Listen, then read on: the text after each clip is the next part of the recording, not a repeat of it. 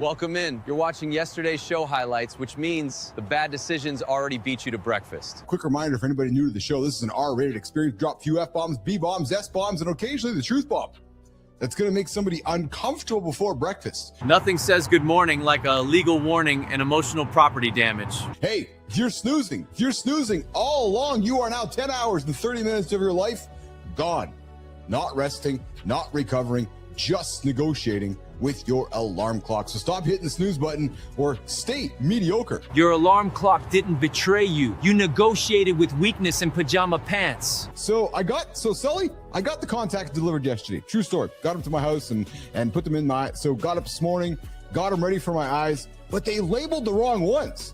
So I put the left one on the right, the right on the left. I'm like, I can't see still. I just can't see. Man installed his eyeballs backwards and still clocked in. That's leadership with side effects. I appreciate the belief, and I think now you guys can see some of the foundation coming to life.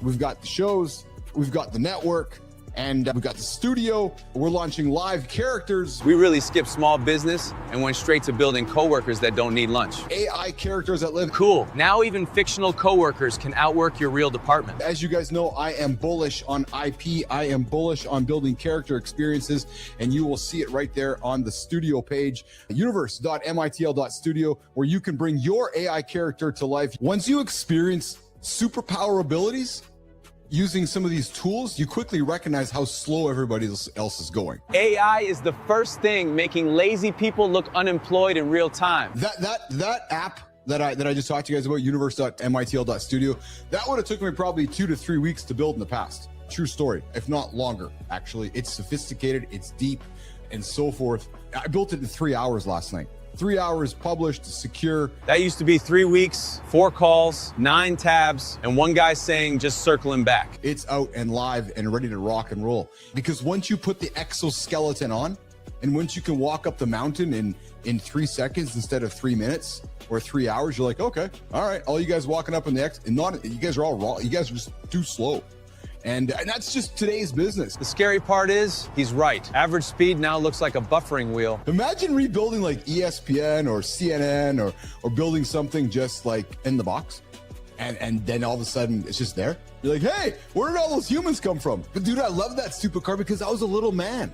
And we talked to muscle cars. Like, I don't, like me in the big truck or me in the big cars, it doesn't work, dude. I'm a little dude. Like, I'm just a little guy, so I need the little shit. Like, me in a go-kart, perfect. Finally, a man sized his ego correctly. Half the internet is driving emotional support trucks. Fully engineered this thing, and it fucking worked like a charm. The phrase work like a charm has started more disasters than tequila and overconfidence combined. It was so fast, it was unbelievable. I'll never forget this. And I was going backwards and I started to step on it. Well, fuck, we flipped over, went on the side. Dude, the fucking golf cart, doom, doom, doom, doom, doom, down the hill. My buddy was in it. Dude, he was hurt, and I felt so horrible. And like, he wasn't bad hurt, but he was hurt. I was like, holy fuck, man, that could have been super tragic. Every guy says we were just messing around right before the story gets medical paperwork. I've launched universe.mitl.studio, where our AI characters come to life. So folks actually can hire us, work with us, and bring our characters to life. This went from content to hiring imaginary employees with better attendance than real people. It's funny you say that, because now Boys, fucking God, they got a wardrobe as deep as it comes. Fucking Sophia's washing her fucking drawers every night, getting ready for tomorrow. Ozempic. This is our favorite one. Johnny, not only are people like gaining weight after they get off it, but Ozempic might be eating your bones. Getting skinny and fragile at the same time is a brutal buy one, get one. First off, if you fucking lose enough weight that you fuck up your bone density, you don't feel good. You feel like fucking walking death. First off, you're losing bone density because you're not fucking eating, because you're malnourished. It's trash. It was so early in this development, it shouldn't have been fucking released to the public. Nothing builds trust like finding out the public was the beta group. So all of a sudden now they think, oh my God, I'm not eating, I'm winning. Anderson followed 46,000 adults with type 2 diabetes and found GLP-1 users had an 11% higher risk of fragility fractures. Nothing says progress like losing weight and gaining the structural integrity of dry toast. So there's no question that there's something happening with our bodies and bones with the GLP-1. Well, there's something that happens with our bodies and bones when you don't fucking eat. See, those Olympic users think, oh my God, I can finally not eat. This is amazing. Then they flip out and they eat something terrible, which doesn't bring any nutrients, and this problem continues to repeat itself. Fucking brain had gone fucking short circuit because as far as his body knew, it was slowly being starved to death. His brain would tell him, if you go up those steps, you'll have a heart attack. If you cross that street, a bus will magically appear and run you over. Anxiety is your brain opening 14 worst-case tabs before breakfast. Are you going to stop selling something that people are buying? Of course, 1/7 of what they're paying. Dude. A peptide is a signaling molecule. The minute science sounds fancy, somebody online starts treating checkout like a medical degree. Yes. Which means it's going in and it's saying, hey, pituitary gland, remember the great job you did when we were 20 years younger? Let's do it like that again. Well, dude, why do you think the big pharma is up in arms about fucking trying to keep this shit away from people? Because they understand what the future holds. Consistency is our competitive edge. Because most people aren't consistent. That's exactly what Brady said. All you have to be is what everybody else is not. Consistency sounds boring until you realize inconsistency is why your life needs 9 recovery plans. We both lived on the planet long enough that storms do end. They're not forever. Most guys don't need a miracle. They need to stop narrating rain like it's permanent. Even if they're going to be fucking a year, there might not be too. So it's just a matter of riding that out. Don't tell me you can't do anything.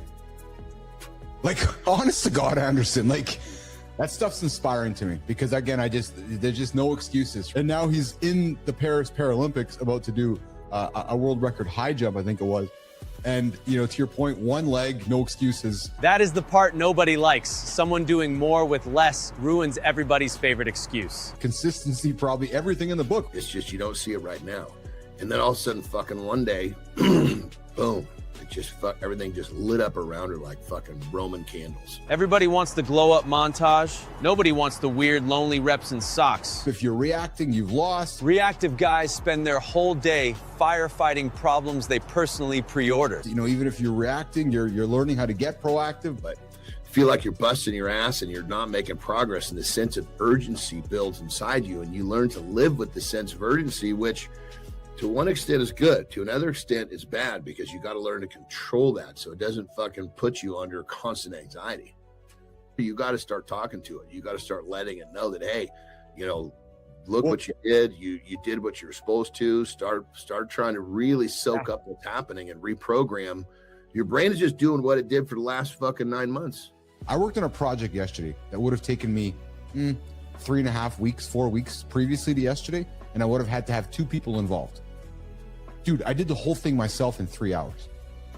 It created anxiety for me because I'm like, holy shit, I got that thing so fast. What's happening to me is, and I was talking to Melissa last night, is I'm getting addicted to this increased productivity. That is modern life. Save time, then immediately fill it with fresh anxiety. And I mean that in a good but also negative way, because I'm seeing how fast I can get things done. So people like your daughter, my kids, our teams, like, we got to keep up, because there are people out there that are moving faster than us, and that's the world we're living in right now. And it's actually scary because I'm in it. As an old dude, I'm in it, and I'm like, holy shit, it's causing me anxiety. I'm not gonna lie to you. Yesterday, yesterday, a young fellow, we had a conversation. He's moved on. We've moved on separately, and not because he wasn't doing good work, but because the skills that he was delivering to us were replaced by 2 AI agents. That line just hit every comfortable employee like a red receipt from the future. I was talking to a fellow today. I'm like, dude, I need you to be upskilling because you're going to lose your job, not with me, but just in society itself.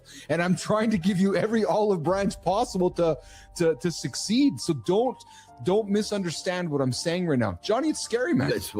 You need to do this because your future is in jeopardy. Harsh, but true. The world is not giving out participation trophies for outdated skills. That's it.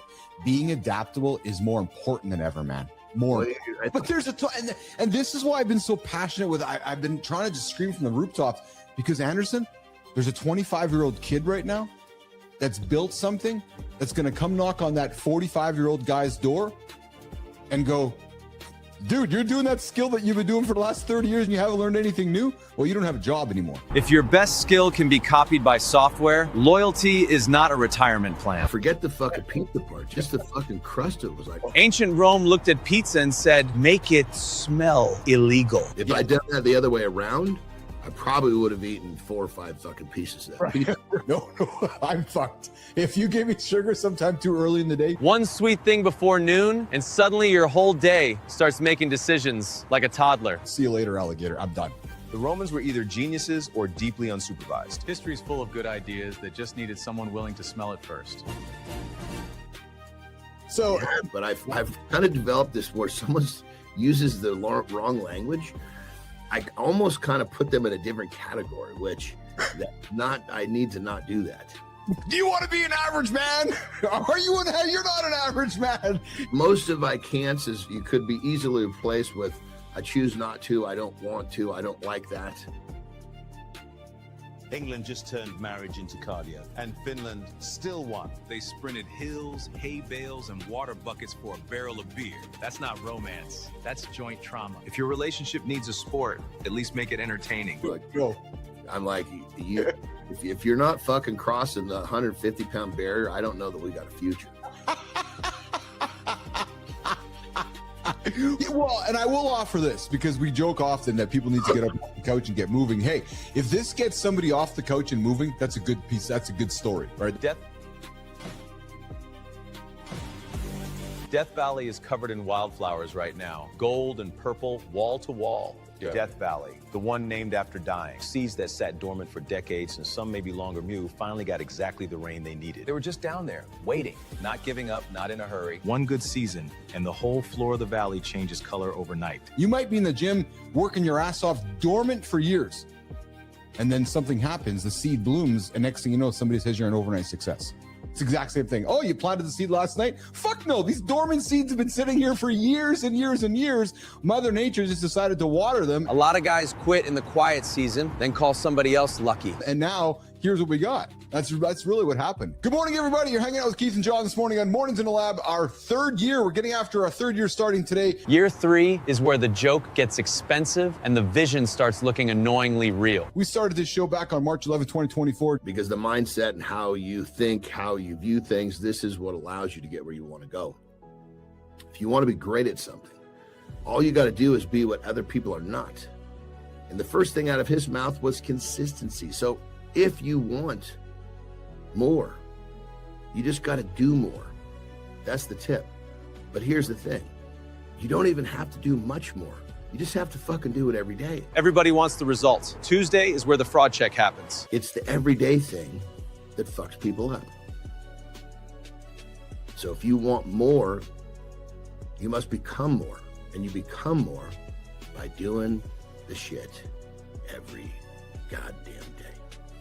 And we are your free accountability partner. Free accountability scares people because now the only thing between you and progress is you. It costs nothing. We cost nothing, you guys. All you got to do is check in, build a streak, and we will help you get your big, audacious goals through the proof roll. You say you're a good man, but your partner's quiet, and your kid avoids your eyes. It's not providing, it's integrity. Your word and your behavior have to match. Here's the thing. It's this kind of integrity that matters because people can feel the difference between a man who performs values and a man who lives them. People can smell fake virtue faster than expired milk and curated captions. Let's go down to the like the basis of this, not what you see on the outside, what's actually happening on the inside. Those males were like bulls. That makes sense? So point being is that you take the testosterone away, you've got a fucking real dormant, fucking lackadaisical, borderline, I guess you could say lazy creature. But if just from the one standpoint, you could just argue the one thing, the substantial lower testosterone makes a different creature. Like and not say all bulls will try to kill you, but they're not the docile cow that we're used to walking up and scratching his back and that kind of shit. You know, now there are plenty of bulls that are like that, but generally speaking, just by the higher testosterone, it's a fucking substantially different creature. Let's take his group of people. Let's dump them on a fucking city street in any major city, and we'll see the fucking differences. This is why manhood talks get messy. Biology, culture, ego, and trauma all want the mic. Right. Away. I had one person in my life, and one of his strengths was he just fucking did shit. That's a fine line, brother. That's a fine line becoming, because it's easy to get caught up in those other traits and be defined as that's still a good man. Maybe just back to kind of how we were raised back, not we, but just like the caveman kind of situation, the man, the earner, the grunt. Show me as the leader. John Anderson, you're my leader. Show me how to do it. Yeah. It's incredible because we've talked to this before. You know, we're so focused on sending our kids to school to learn all the things in school that they need to learn, but we don't teach our kids the important things: how to pick a partner, how to be a good man, how to be a good woman. We teach trigonometry, then act shocked when nobody knows how to pick a decent partner. We teach our kids to make good selections in our mates by what we'll accept, yes, what we won't accept. You think about this one dude's decision has impacted the entire world since then. So I always find these things kind of intriguing because one person, just one person makes a decision and impacts the entire world. Ray Tomlinson basically hijacked it for email in 1971. Crazy that one tiny symbol became the logo for work stress. But before that, the @ symbol was just a little accountant shorthand. Back in the day, like medieval times onward, it stood for at, or at the rate of, mostly on ledgers. Think 3 apples at 2 pence each. Super boring, right? Merchants scribbled it to mean per or each. Kinda like how we still say 2 for $10, but fancier. No one dreamed it'd end up in every inbox. So guys, we are launching something brand new here on the channel here. Yeah, so it's another way for folks to engage with our content. But truthfully, if I'm being really frank with you, this is a SEO machine. Underneath all this, I've built layers of layers of content so that the world knows that we are having this conversation every single morning and talking about big things. Dude, I built it last night in a couple hours. And while I was on the show with you, I had to click a couple buttons in the middle of the conversation, and the agent's been working here while our show got it all done. Like it's just ridiculous how fast things are just happening and in real time around us. You need to be building live because live's the future of conversation. Live is scary because you can't edit your weirdness into leadership later. So, going into third year, we are turning into like a mature media platform. There's a media platform happening here, right? And then what I envision over time, John, is this globe here continues to be populated with news, with conversation starters. But the academy is people are joining and people are fucking loving it. And it's 90 cents a day because we want it to be grossly affordable for anybody that wants to learn. A good man in 2026 is someone who loves himself. Self-respect is not soft. It is how a man stops bleeding on everybody else. Because that's where it starts. You gotta love yourself. And when you love yourself, then you show up and you're there to love all the other people who are counting on you day in and day out. We are bringing our AI characters to life live effectively today. The Morning in the Lab universe is live. You can come buy your character, license our characters, engage with our characters, AI characters that live.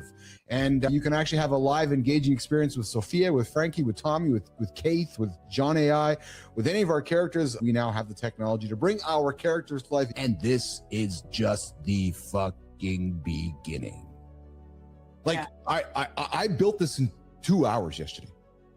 This would have taken me 3 weeks in the past, and probably a team of 3 people. The biggest win we ever had wasn't a campaign. It was listening every day. No hiding. Market research asks people to perform. Community shows what they live. That's the distinction. The patterns weren't dramatic. They were daily friction, repeated in plain sight. That's the signal. Those issues never hit dashboards. They still hit customers. That's the gap. We didn't guess. We compiled what people kept saying and brought it to the team on record.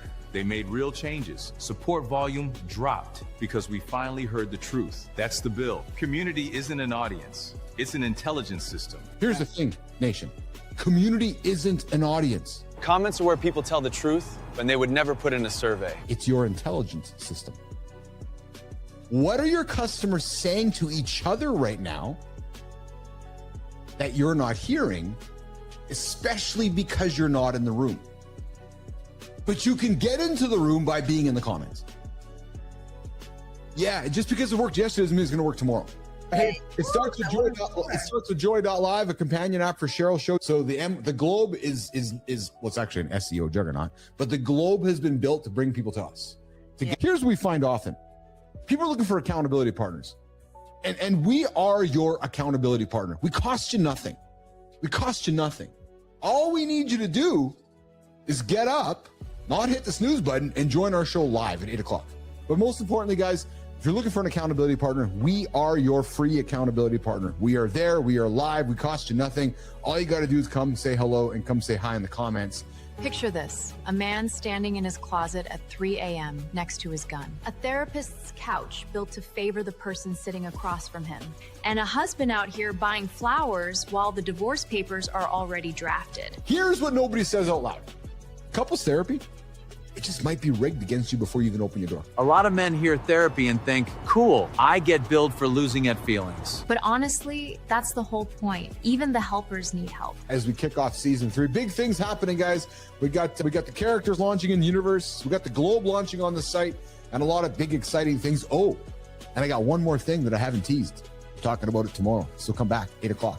Mornings.live right here on the Mornings in the Lab Live Network, 8:00 Eastern Time. That is enough chaos for one reel. Full show is up next, so go watch the whole beautiful mess.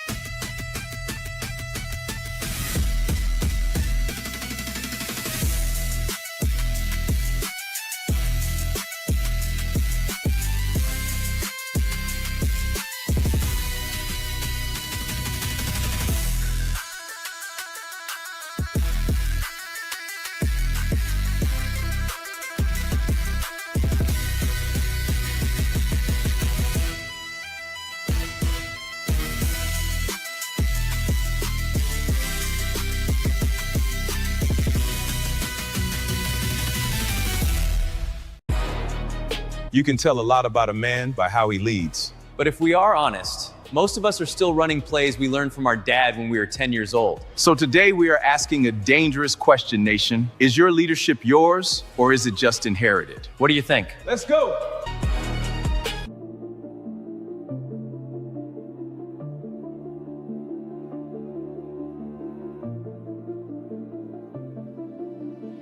Good morning and welcome back to Mornings in the Lab with Keith, John, and friends. Your live morning show for real talk, motivating content, and entertaining conversation designed to help you start your day with some momentum. It's like a movie, but it's our movie. We're the director, we're the fucking writers. Yeah, true story. Can you become something they notice when you're missing? Because that, my friends, is a much, much harder game to build.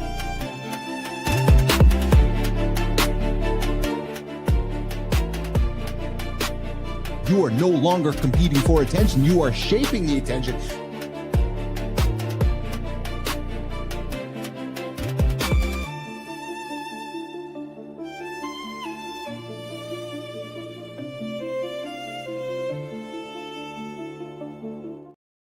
Think about it. Just think about it.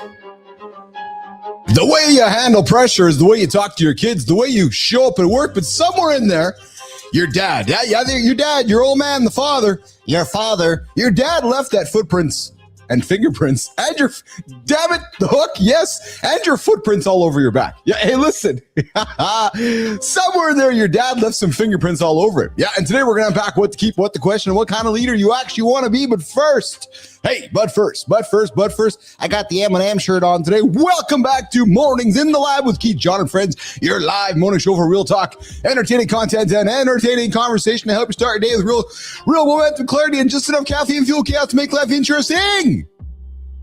Yeah. Ooh, baby. I got some 4 hours of sleep last night, but I feel like I'm going on 20. Sleep score said you sucked, but I am rocking and rolling. I was talking to Neiman. I got productivity addiction right now. Just fucking knocking off checklist. Hey, oops, sorry. Standard reminder, this is an R-rated show. If you missed the opener, I'm sorry, I just offended your kids. Yeah, sometimes I swear. Sometimes he swears. Sometimes we all swear. Sometimes we drop the F-bombs, B-bombs, and occasionally some truth bombs that make people clutch their pearls. Yeah. Well, baby, before their first sip of coffee. So if you're sitting here next to someone who gets easily offended and does not want to hear me ramble through my monologue, ask them to leave the room. Yeah, just ask him to say, who is this dude just talking like he thinks he knows everything? Oh, that's me. I'm the handsome chief. My name is Keith Bilous. And if there are parents around, hey, kids, if your parents are around, kids, if your parents are around, kick the kids out. Neiman, Jimmy, I just made a decision. Kai, I just made a decision. Yep, here's the decision. We now are changing the monologue to ask the parents to leave the room so we can go after the kids. Yeah, we want the kids. True story. So all you kids out there, put the headphones on the kids because we're going to offend your parents. And children, we are going to teach you something every single day, live right here, 8 o'clock Eastern time, Mornings in the Lab live network, mornings.live on the Mornings in the Lab network, MITL. So go check us out, mornings.live. And if you were there, you can check in. Yes, you can check into the show. And how do you do that? Well, you go and show your proof. You go click, check into the show and show your proof. What's your proof? That you're awake, that you're up, you're getting after it. And hey, while you're there, why don't you go look in your own mirror?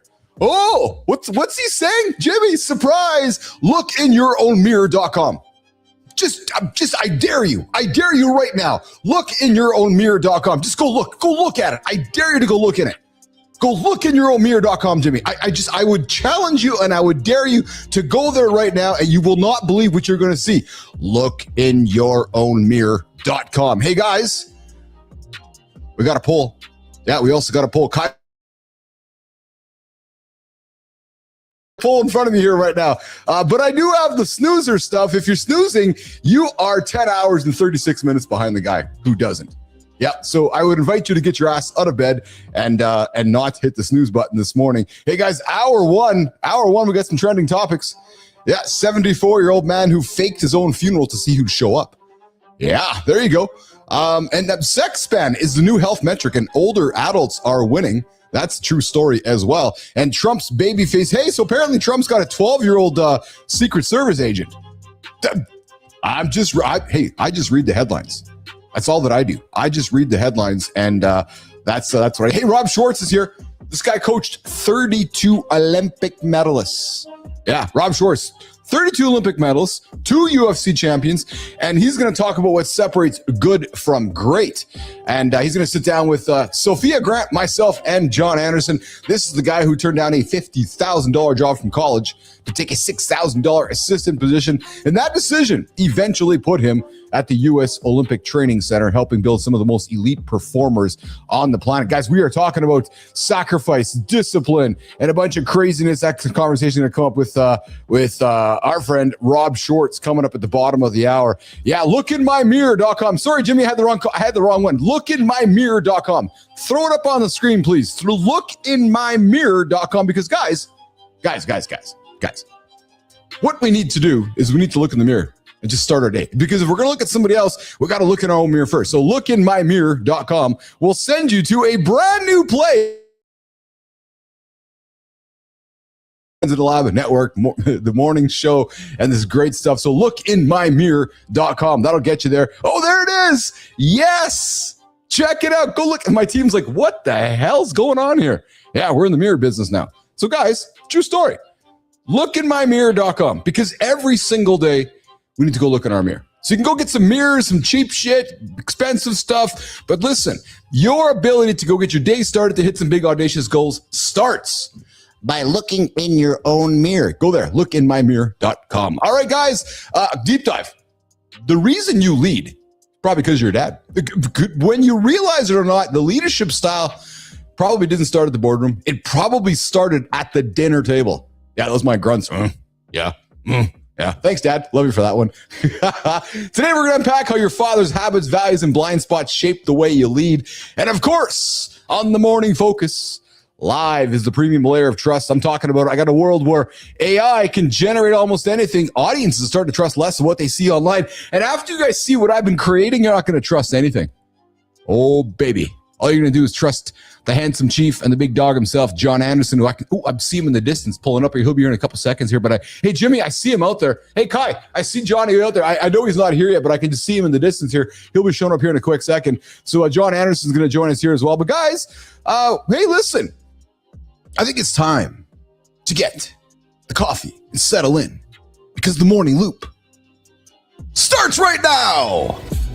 Good morning now. Hey team, before we start, I want to address something John said yesterday. I'm in HR. It's called a uniform. There it is. Preston didn't even get to Nation, and Sophia already called the meeting to order. I respect it. One little question yesterday, and now we've got a live office update. Chief, please ask John what exactly he wants me wearing in the office. For us, it's a uniform. Frankie and Tommy, though, I'm not totally sure what they've got going on.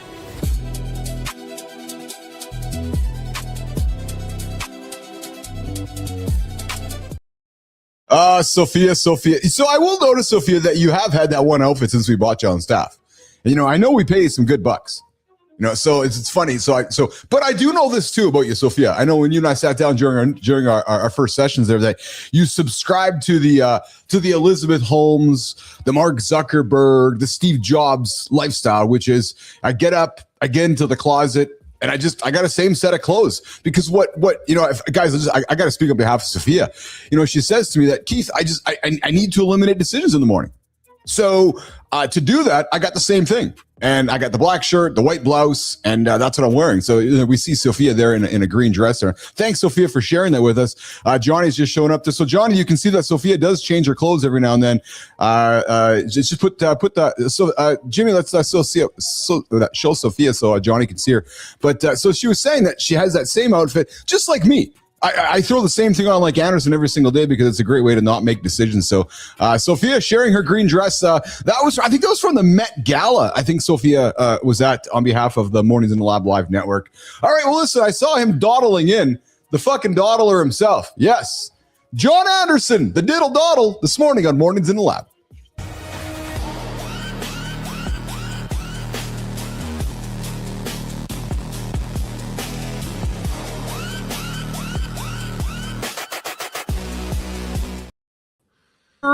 Boy, I'll put that fucker in the garage. Yeah. Hell yeah. Hey, I like your point of view today. You got the new camera angle today, brother. Yeah, it's a little off, actually, just a skosh. I do like it, though. It's a little new point of view for you in season 3 here of the new look of John Anderson. Yeah, Ben wanted some new. He wanted, so we're trying to see this white thing right there. We're trying to eliminate. It's your door, isn't it? Yes, that's literally the door casing. Yeah. Yeah. Door itself, like right here. Yes.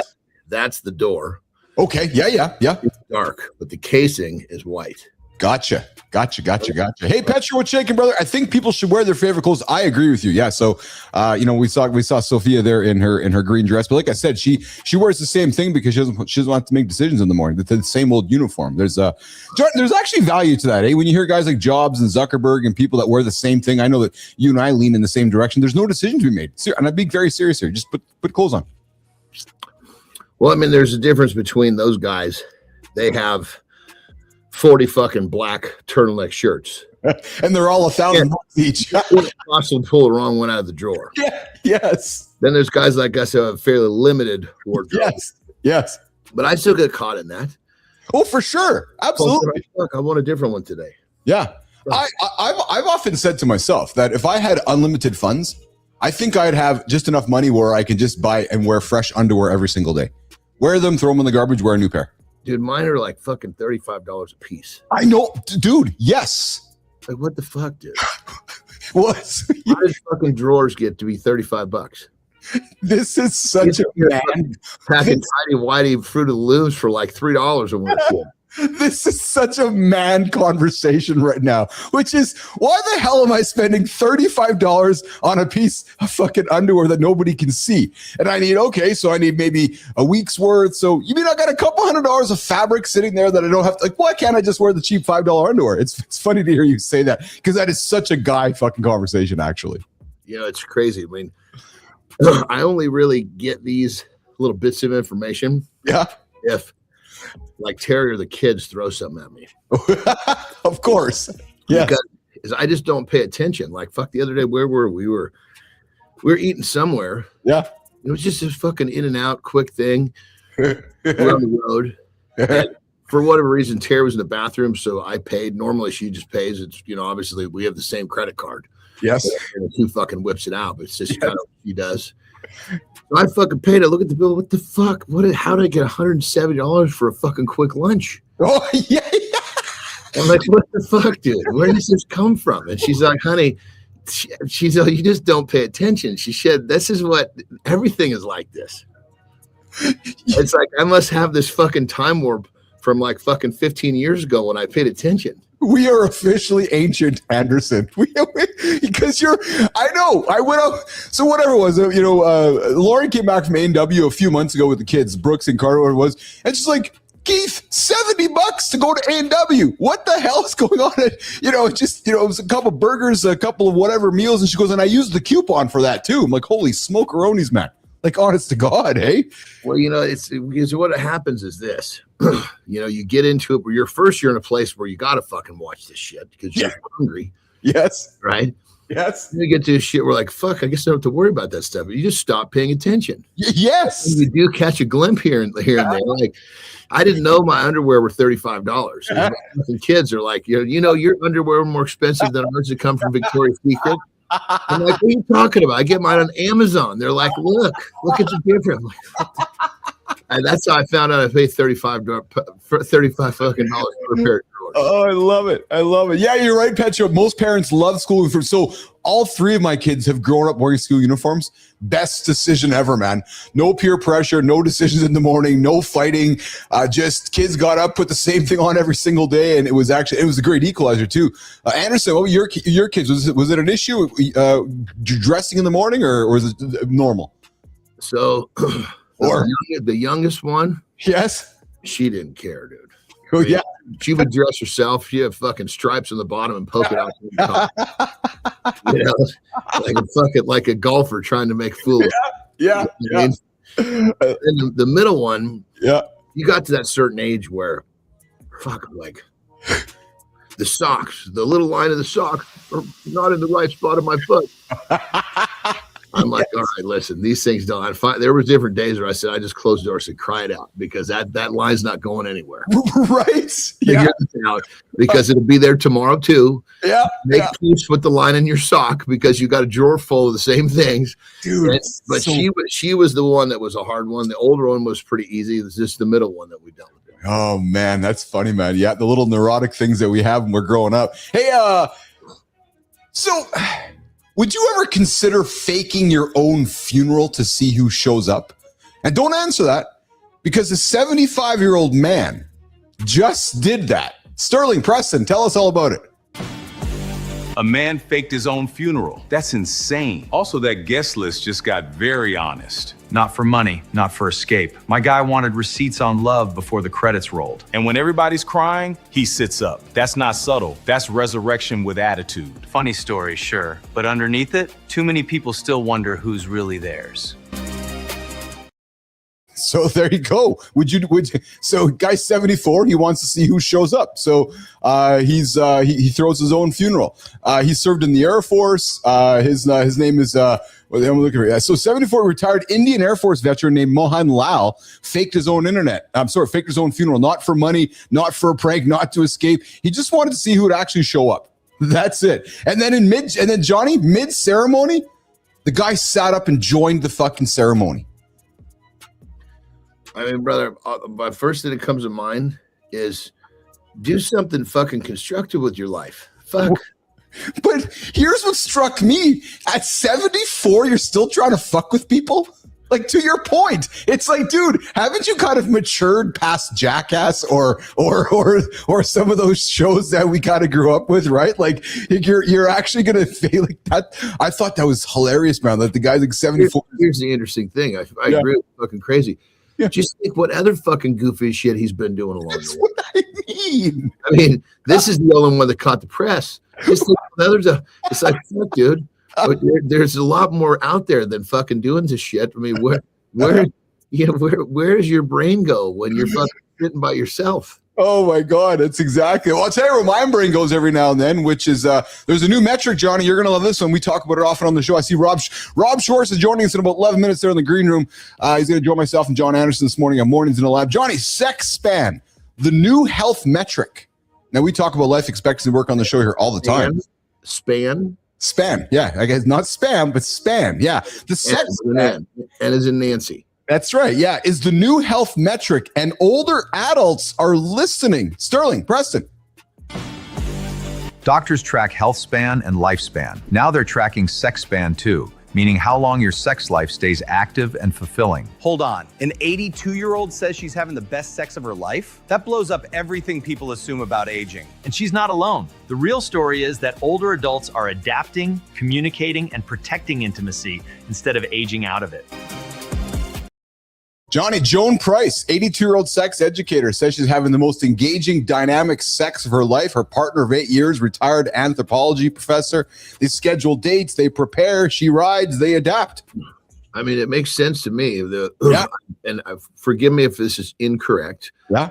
From what I believe, think that I understand. Yes. The way that a female's made is that she becomes more and more sexual or easier to arouse something. This would be interesting to talk with our sexologist about. But, it's like when, especially females get older, they become more in touch with themselves. They understand what they like. They become more liberated to, do whatever they need to do. I mean, Terry, I think back to the beginning in 20 years, our sex life is like quantum leaps better and different than 20 years ago. Oh, dude, I've been joking, man. I don't know what happened. Lauren hits 40, hits the gym, and libido goes through the roof. I'm just telling you, man. It's awesome. It's just awesome. I'm like, okay, is that what life's all about? I kind of enjoy this. But she says this, so get this. Here's some stats, Johnny. A major U.S. study found that over half of adults aged 65 to 74 are sexually active. Over a quarter of those, 75 to 85, are going strong. And the University of New Hampshire interviewed 100 people. 97% said sex is important to romantic relationships. And the title of the study, John, is "The Shop is Not Closed." Dude, what I want to know is what the fuck is the 3% that don't think sex is important? What the fuck is the top of their totem pole?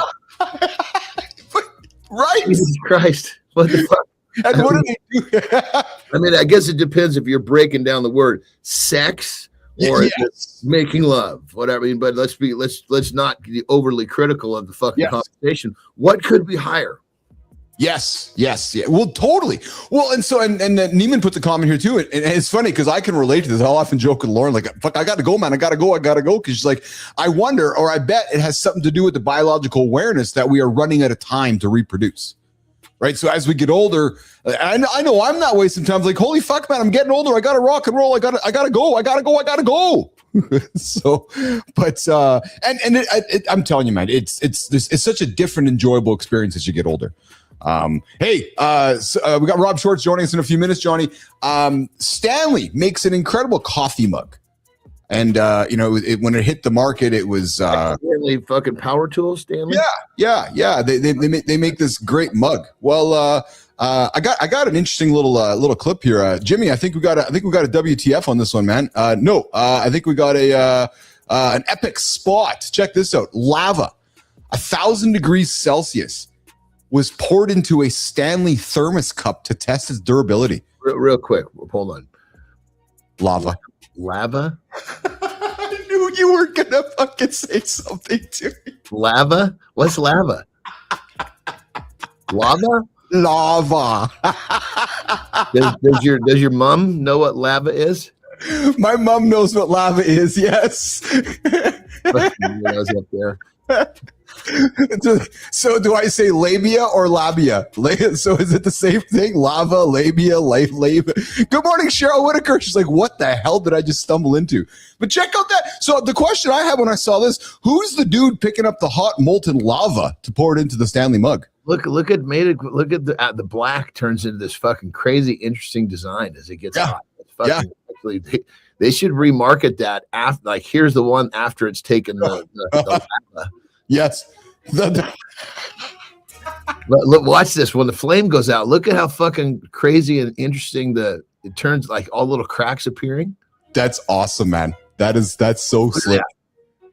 I know. That looks like some crazy design. Like you'd have to pay more for that or something. Yes. Hey, so there was some news kind of on the internet the last couple of days where there is a Secret Service agent that was spotted protecting President Trump. And I think in our minds, we always kind of envision like the dude, like the black glasses, like the suit and just like this, like the stereotypical Secret Service agent. Well, this was a Secret Service agent spotted at the gas station protecting President Trump, which set everybody off because, well, Jimmy, let's throw it on the screen. She looked. A Secret Service agent went viral this week, not for stopping a threat, Dell, because the internet thinks she looks 12. She passed every test that matters. Background, weapons, psych keeping, all of it. The internet gave her one she didn't sign up for. Keith would have been trending for the same reason. John would have been asked for ID at the door. Look, so what I found striking about this is that you just never know who's a secret agent. So, because it could be somebody working at a school, a high school. Like, just think about that for a second. Like, she looks like a young lady. Seriously. Yeah, I mean, you definitely got to read between the lines. You know what I mean? Like, if you were to, if she was going to a surprise party, you might think, fuck, she's 11 years old. Yes. But the fact you put her in her context, you think, okay, you can kind of see through. Oh, I see what you mean. Yes. You kind of tell that she might be in her 20s or who knows, maybe even early 30s, but just looks really young. Yeah. That's where that context, because context helps us understand so much. Yes. Without context here, you'd be fucked. Well, it's funny because, without context, you'd be absolutely fucked. But you think about that, and it was obvious. Like, I had a dull moment when I saw this. I'm like, well, right, you're going to want to have a suite or a collection of different kinds of Secret Service agents because you're going to try to infiltrate society everywhere. Right. So she has to. So if Trump is speaking at a high school somewhere and they need to go and check it out in advance, her wandering around the premises, nobody's really paying attention. And as you John Anderson or one of our guests walking around is like, okay, why is that guy walking around, creating some curiosity? Right. So it's funny to put context, So you and I have never met in person. I could run into you probably today in a shopping store or something or somewhere out in public. And at first we both would look at each other like, because we're out of context on this, it'd be like, holy shit, there's Johnny. You know what I mean? It would be because we're out of context, and all of a sudden you'd be like, holy fuck, that's Keith. Holy fuck, that's Johnny. And it's funny how that works sometimes, isn't it, Anderson? When you see somebody you're not expecting to see in context. Yeah, when you see someone like way out of what you would think their place would be. Yes. Yes. Yeah. Like if you bump into, God, where was it? I bumped into an old college roommate. I can't remember where. And I was just like, dude, I was like, is that you, Mark? And he's like, yeah. It was like this total, like, holy shit, just like you're saying. Well, it absolutely happens. It absolutely happens. Hey, speaking of happening, coming up in about 5 minutes, we got Rob Schwartz, Johnny. This guy, Rob is joining us from. He coached 32 Olympic medalists and 2 UFC champions. Someone offered him 50 grand straight out of college. He said no. He took 6 grand instead. So right out of the gates, the guy's like, no, I don't want the 50. I'll take the 6. And then what he did, he went on to train 32 Olympic medalists, and he trained a world champion and 2 UFC champions along the way. Speaking of UFC and wrestling, we've talked about Logan Paul here on the show before. Well, Logan just recently sold his Pokemon card, Johnny, for $16.5 million sterling. Guys, what's this all about? All right, listen, Logan just sold a Pokemon card for $16.5 million. A card, Tommy. He bought it for $5 million, flipped it for $16.5, pocketed $8 million profit. He wore it as an Anyclus to WrestleMania. That is not investing. That is a lifestyle. That is not what happened. He got lucky on a piece of cardboard. You see what I am saying, though? 1 of 40 ever made. Only perfect 10 in the world. Yeah, but that is conviction, boss. True story. You collect Hot Wheels. That ain't the same thing. We know Petro collects baseball cards. Have you ever collected anything, Johnny? I'm serious. You know, when I was young, I did a little bit of baseball cards, but I wouldn't say that I was old enough to call it collecting. I was more interested in the gum that was in the fucking pack. Yes. I'd go to my grandpa's. He'd give me money to go buy hockey cards, and I could not open them fast enough so I can take out that that pink hard plasticky gum. So yeah, I'm with you, man. I would crush that all the time. But look at this, almost $17 million sold this card. This to me is as much a marketing kind of ploy. You own it, you sell it. He never really cares about the money. It's just one of those things that generates a lot of headlines for him. That's kind of how I look at this thing. What was the thing about wearing it to the ring? Well, so he wore it to the ring. So he encased it more value. So no, what he did is he encased it like in this. He encased it in that box there, but also like this really expensive chain, gold necklace chain or diamond chain. So he took the card, wrapped it up, encased it in a pendant, and wrapped it in a chain. And yeah, he wore it out to the ring, and it became part of his gimmick, so to speak. The question would be, because he is who he is. Yes, him doing what he did, which these are all interesting factors. Does the card because he owned it and he did this and he did all this weird shit and everybody knows him, did that make the did increase in value, or did the card just increase because the card increased? Oh, I'm going to suggest both to you. Because he figures he can buy something like this and pump it up and fucking, just by doing this wild shit like this and make extra money on top of it. What would the card have sold for had he just put it in a fucking closet somewhere? Grok?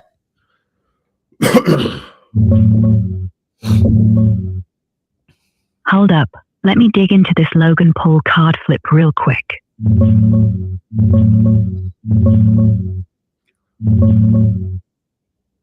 Yeah, man. If Logan just stashed that Pikachu illustrator in a safe, no bling, no WrestleMania flex, it'd probably still be worth big, but nowhere near 16.5 million. Look at this thing. He turned it into a prop, wore it like jewelry at the ring, and boom, everyone's talking. Here's him rocking it back in 2022, diamond chain and all. And close up, see how it's encased? Gold chain, total gimmick. The card itself? Yeah, you can't. It's showing me pictures here. You can't see it. So she's saying about 8 to 9 million, Johnny. So you're right. By him pumping it up, it just generates extra value, right? That just shows how fucking brilliant the guy. Everybody can talk all the smack they want about this guy, but he fucking sees the angles. And whether he hired the people to help him see the angles or he sees them himself, he's still fucking executing on them. Dude, I got nothing but respect for that guy. 100%. I'm with you, man. I know a lot of people don't like the Paul brothers, but they have, you're so correct. They've gone their whole life just navigating around the corner before everybody else. And you think about it, he's actually, might be like the epitome of like quote unquote like the perfect WWE sports like entertainer, right? Like there's something about him. He's got a look to him. He's got a style to him. Whether he can perform or not, he's an entertainer. But I'm with you, man. And he just seems to always grab culture somewhere along the line, right? So good morning, babes. I see you. Good morning, Lauren. I see you out there in the comments. But yeah, I got nothing but respect for Logan Paul. Hey, before we welcome Rob Schwartz on the show here, Johnny. I've used this analogy often about the pit crews in NASCAR turning the wheels and turning the lug nuts. Check this out: 12 seconds of pure chaos. I love these scenes because it just shows you how committed they are in speed, right? Like just boom, boom, boom. Like, and if somebody makes a mistake, it is so blaringly obvious. Yes. That to me is like that's just poetry in motion right there. Like how fast it happens, and I've been fortunate to have been in the pits to see that in real life in the past, and that is so cool, man. That is that's such a skill that I think so many people. It's an underrated skill too, actually. So and a dangerous skill too. That's practice right there. Oh, that's don't just show up one day and move quickly. That is a system to the T. Oh my God, is that ever a system? Watch the one guy hits the boom. He all he's doing is the gun. The other guy's pushing and pulling the tire and the wheel. Right. That's right. Yeah. When I spent a lot of time following and studying NASCAR, and I would watch these guys, and you're absolutely right. Every guy has their own role, right? Like just put it on, get it on. Jumps out in front of that fucking car, like he knows that guy's going to stop where he's going to stop. He's a foot away from getting hit because he doesn't want to take that extra step to get to where that wheel is. Yeah. It's so, I love your observations. You just pick these observations out. All right. Speaking of observations, we had a guy who observed 32 Olympic medalists, as well as creating 2 world champion boxers and 2 UFC champions. Then the U.S. Air Force hired him to keep special warfare operators alive. His name, Sophia Grant. His name is Rob Schwartz. Let's set him up and welcome into Mornings in the Lab with Keith, John, and friends.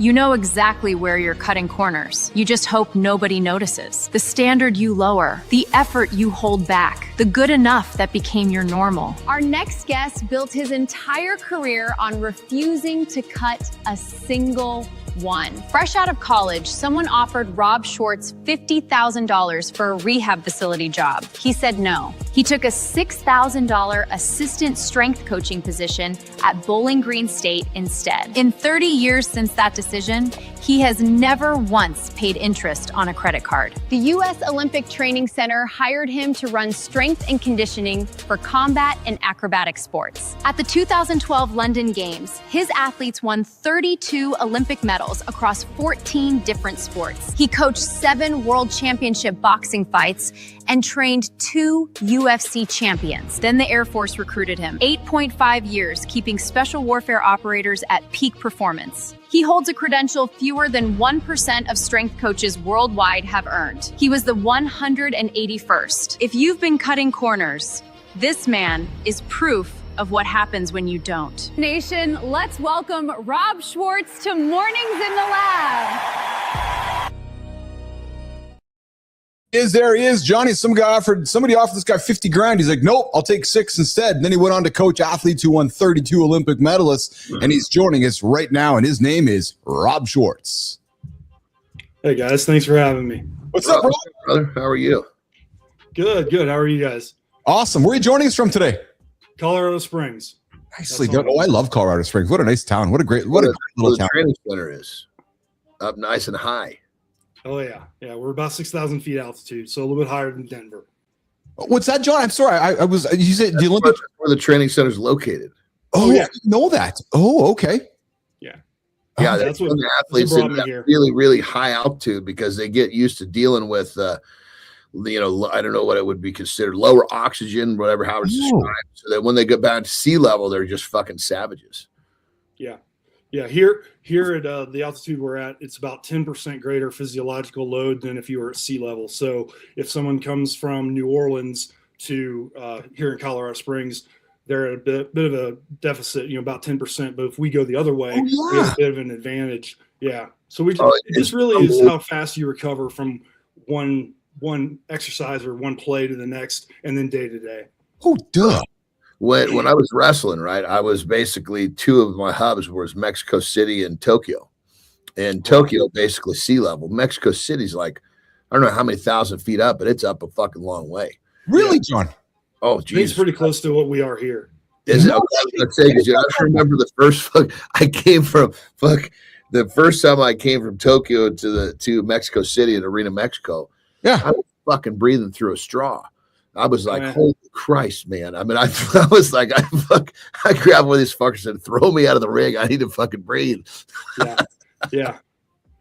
No shit. I did not know that, actually. I didn't. And so I'm having a dull moment here. And I guess if you are going to set up a training facility, you might as well set it up high to give yourself an advantage. Like, actually. Yeah, and that's why a lot of pro fighters come out here to do their camps and everything. So, yeah, it's a tremendous advantage. Even though like Vegas has a little bit of altitude, we're high enough that there is an actual physiological advantage when we go to fight in a place like Vegas or something like that. Oh yeah. Advantage is even bigger when we go to New York, DC, or LA. Big Bear is another one here close by. A lot of the LA fighters will go to Big Bear. Yeah, I think it's about 4,000 or something like that. Oh, is it 4? Yeah, I think so. Yeah, because we looked at doing a camp there one time, and it was a little bit lower than here. That wasn't the decision, the differentiator, but we looked at it, and I remember it being just a little bit lower than here. So it's probably not quite enough resources for what you needed for what you were doing. I imagine pretty small little place. Yeah, I think they do a pretty good job of like bringing in equipment and everything. That's really up to the management company and the camp that you're working with. Like you can move whatever equipment wherever you want. I mean, they've had true training facilities built into Vegas hotels. On a whim. So yeah. Hey Rob, so let's set your journey up, man. Let's set your journey up. So you graduated undecided and turning down a career opportunity, $50,000 job type thing, and you're just like, no, I'm gonna go tape some ankles for $6,000. Well, I don't tape ankles. I'm more of the weight room guy, but whatever. That's what happened. You sat back and you said, no, I'm not gonna do that. I'm gonna do this. And the reason I invited you onto the show and what got me interested in that with you is that you did something which a lot of our audience struggles with, which is getting started and doing something against the grain.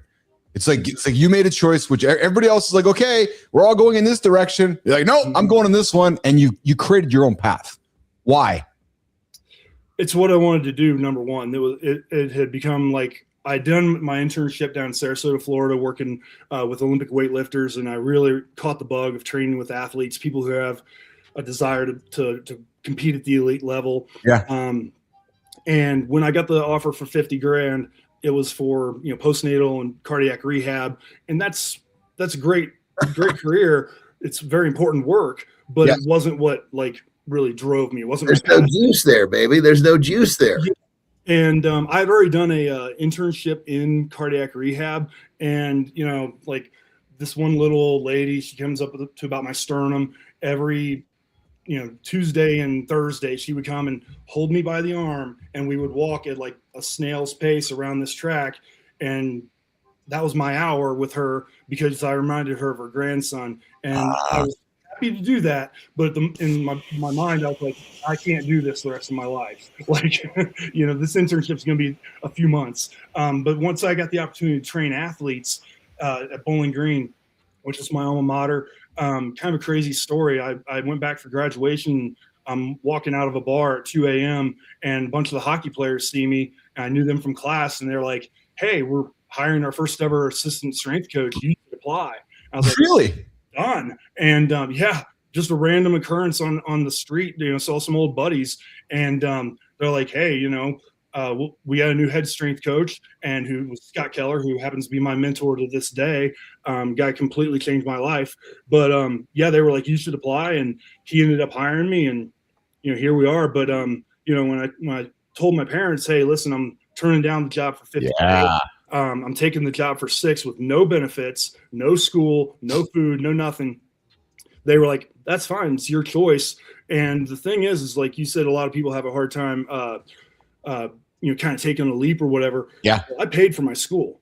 So I had already been like on my way of like, I grew up in a very rural area working, and I paid for my own school. My folks would help me out with like food money, but other than that, like I paid for it. So it was kind of like you were already in motion. Yeah, it wasn't that big a leap. It was my decision, and it wasn't like the first big decision in my life. So, I think my parents set me up in a really good way to be able to take that move at that time. So, that there's a huge difference between. I remember when I was in school, the guys who paid for their own way and the guys who didn't. I was one of the guys who didn't, and I didn't fucking take it seriously. I took it serious enough to get my degree, sure. But the guys that fucking were paying, it was a different fucking deal. They were. I so understand what you're saying. That leap, and I went to a small private school, so it was fucking bucks, Oh, and one of the things that I did with my daughters, just to kind of bridge that gap, is I wanted to pay for their school, but I wanted them to basically really honor what was going on. So what I told them all is that, look, we're going to take some loans that are going to be sitting after you're done. And if you take this degree and you go kick ass, I will pick that shit up. If you continue on with what you're doing in college, it's all you. Right. Work fucking perfectly. But I mean, I've got sons. I'm trying to navigate how we'll do that one day too. Yeah. So that's a great idea. I love that. I love what you did there. Yeah, but I mean, it makes so much when you say it like that. I already took my leap. I never thought about it that way, but that's very true. Anybody who's taken on some huge fucking debt to get educated, they really are already betting on themselves. Mm-hmm. Yeah. Rob, how did you said his name was Rob Keller? Scott Keller. How did Scott Keller change your life? One, giving me the opportunity, but then two, he is. If I could go through everyone I've ever met in my life and pick who I'd want to mentor me, it would be him. He has a integrity, a level of discipline and intensity about him. He played defensive line in the NFL for the Colts, the Packers, and the Vikings. Yeah. And, he had some serious neck injuries that knocked out his career. So he got right into coaching because his passion was helping make sure that other athletes didn't go through what he had to go through. This is a guy that's had 22 surgeries in his life above this point.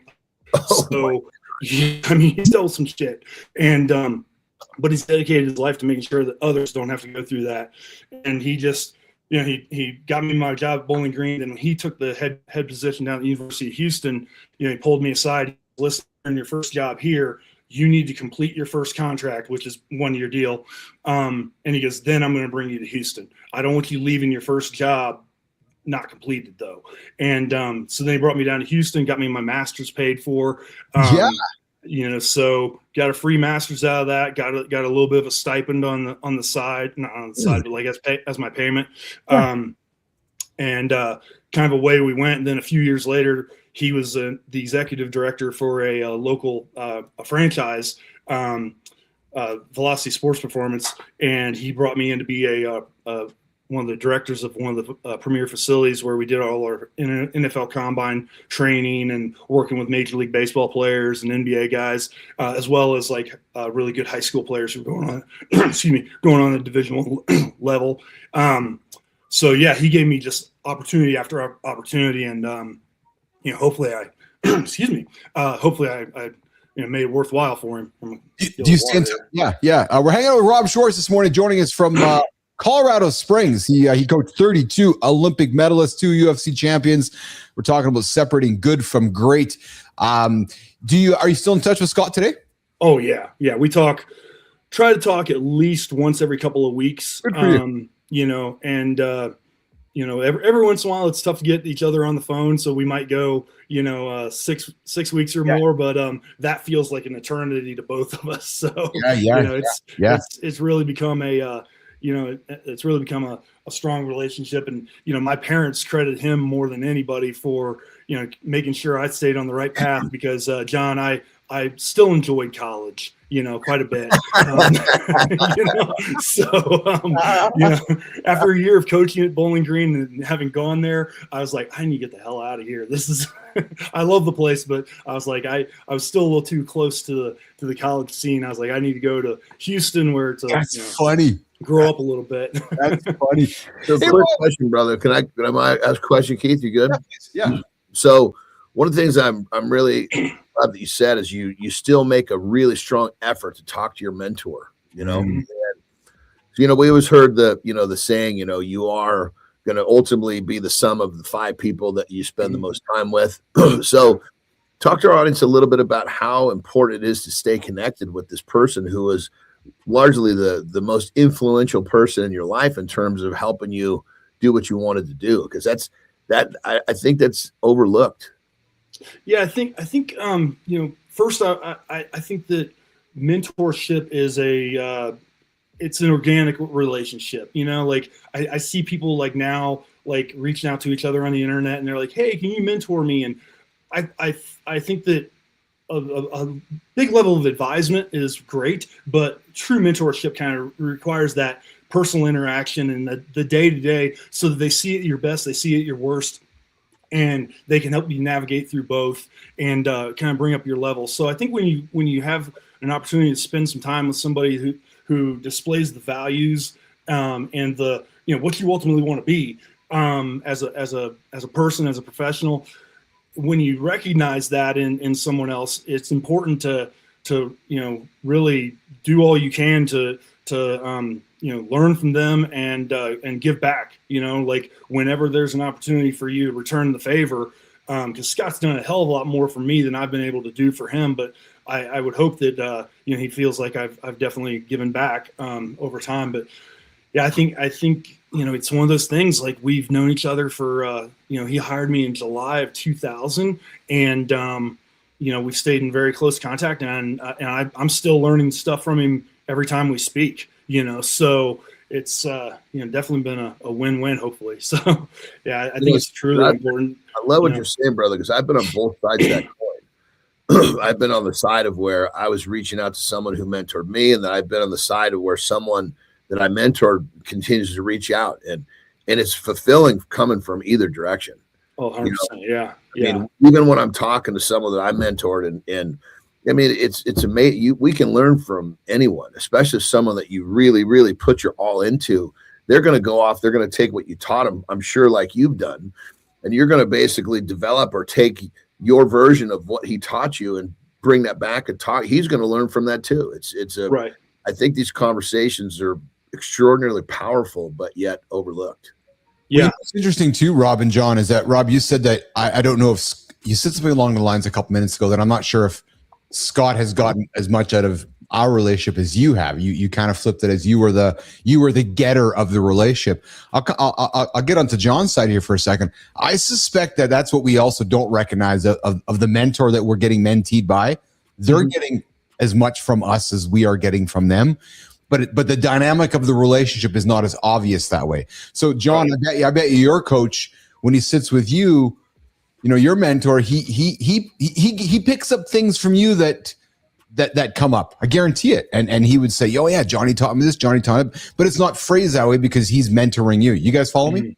Oh yeah, absolutely. I've got people that, you know, I feel like they almost don't want to bother me, you know, coaches that I've brought up as interns or assistants. And I feel like they reach out every once in a while, and, you know, I can kind of tell they're like, "Hey, do you have time for me?" I'm like, "Of course I've got time for you. Yeah. You know, you used to bust your ass for me. Of course I've got time for you." You know, and I think you're 100% right. Yeah. Yeah. You know, brother, you said something that's really interesting there too. And I think to myself, like, when someone says, "Do you have time?" and you said you busted your ass, that person earned your time through showing you that you weren't wasting your time. Yeah. And that's really key, because I think myself, like some of the people that reach out to me, I'll test them a little bit. Yeah, reach out next week, because if you really want to talk, you're going to reach out next week. Or was this just one of those fleeting moments where, you know, you were, you know, but it's kind of like, or there's the other person that fucking really gave it up. I'll find that time, boom, because he earned that space. Yeah. And, you know, I use the example when I was at the Olympics, we had, I think, 27 interns over my time there, and 11 of them, I would jump on the, you know, we call it jumping on the desk. You know, I would jump up and down on somebody's desk and say, "You need to hire this person." And I would do anything for them because they earned that. The other 16, I can't remember a lot of their names, you know? So, like, I mean, But the reality of it is, like, I'm working with the United States Olympic team. This is high risk, high reward. This is everyone who's involved's livelihood. If you come in and you do an internship and you rock it, we owe you. And because you've contributed not only to the athlete's success, but everybody involved. If you come in and you're just, kind of there for the cool experience, the door's over there, man. Get out of my way. I don't have time. And so to your point, like, people have to kind of earn it. And that's one of the things that, I learned in my internship under Rich Lansky was you need to earn people's time and knowledge to pour into you. So bust your ass and really do that for them. But so those who've earned it, yeah, they get unlimited access. So, and unfortunately those who, and we would do quarterly, sit downs with all the interns, and I would tell them in the first meeting where they were kind of falling short and everything. Some of them picked it up right away, and some of those are part of the 11 now, and the other 16 or so just chose to accept mediocrity. So, that's not gonna, and I let them know clean out, like, hey, listen, you're not hitting the different metrics and landmarks that we're looking for in terms of excellence. So when you leave here, I can't give you a recommendation. I'm not going to put my name on you. And whether that's a jerk move on my part, I don't know. But that's honesty, brother. I want people to know when I pick up the phone and I call you and I say hire this person, it means something. Yeah, I don't just do that for everybody. Brother, I bet you that somewhere along the lines you said that to someone. You're honest with them. And that honesty probably helped them look in the mirror and go, fuck, he's right. I need to pick up the pace. I need to take this seriously. So that honesty is what we fucking need. There's not enough honesty out there. I mean, it's not like you're trying to be vindictive. You're just being honest. It's your duty to be honest in the role that you're in. Mm-hmm. And so many people are so fucking worried about hurting other people's feelings. And there's a difference between being disrespectful or being completely respectful and honest. Yeah. I unfortunately had a full-time assistant one time who went out of their way to be insubordinate, and they did it in a way that everybody would kind of see. And, I addressed it with them. And I said, hey, what happened here? And they said, what happened? And I was like, okay, well, I know what's happening next. And we came to an agreement that they were not going to work there anymore. So, this person had actually gone on to another place, gotten fired from there. So I see this person, I'm at a conference one time and I get a tap on the shoulder. I turn around, I see this person, and I didn't know if I should put my hands up to fight or, and he gives me a big hug and he goes, you firing me was the kick in the ass that I needed. And he goes, yeah, I got fired from my next job, but that was different. and he goes, but I want you to know I've grown up so much, and we actually are friends to this day. That's and he was like, it really, like, the next situation kind of fell through because I was still a little bit pissed off about your situation. But he went on to be a head strength coach at some major programs and doing really well now. Got a great family and he's had a great career, and we're friends to this day. But yeah, like I said, when I first saw him, I was like, uh-oh. I didn't know if I should start to, get ready to go or what. But yeah, it ended up being a good thing. So sometimes, the hardest pill to swallow is the one you need. So yeah. So, hanging with Rob Schwartz, you mentioned looking in the mirror there, Rob. Well, listen, I think one of the greatest things we can do every single day is look in our own mirror and look at getting ourselves started. Guys, lookinmymirror.com. Go grab your own mirror, go look in it and move forward. Lookinmymirror.com, which is a brand new site we've launched here on the Mornings in the Lab Network. You guys need a mirror, go look in it. Yeah, you might find yourself unlocking progress, unlocking opportunity by starting your day by looking in your own mirror. Hey, Rob, you said that you talk about details, and we talk about details often on the show, Rob. And one of the things we talk about is details. Sometimes details get in the way. But you said it's not what you do, but how you do it. The difference is in the details. Talk to us about one small detail that you think most people think doesn't matter, but actually makes a massive difference in their performance. Sure. So I always say, I get a lot of times people will come to me and they'll say, hey, my whatever lift, a bench press, hasn't moved in 6 months, 2 years, whatever it is, or plateaued. So the first thing I do is I say, okay, well, show me what you're doing. So they, of course, they get on the bench, they do their, and there's almost always something that I can fix in how they set up to do the lift. Yeah. Before they even take the bar out of the rack, there's something that I can fix to do it. Now, what I'm going to do is I'm going to watch them do the whole process, like, take the bar out, do the lift, etc. But because I want to see like what's the biggest fish to fry. But yeah, a lot of times like people just they get under the bar for a squat, or they just kind of go up and grab the bar for a deadlift, or lay down on the bench. There should be a very distinct process to setting up. And if you talk to any of the truly great strength athletes, they'll talk about, like, in all those lifts, they'll talk about foot pressure, hand pressure on the bar. So I think just learning how to set up and do those things, and not that you have to be set up completely like a power lifter, but somewhere close enough to that to where you're really locking in your shoulders and being able to transfer all the force. So we should all be able to get a little bit of leg drive in the bench press. So if you ever see people's hips pop up off the bench, they're losing all that leg drive right there.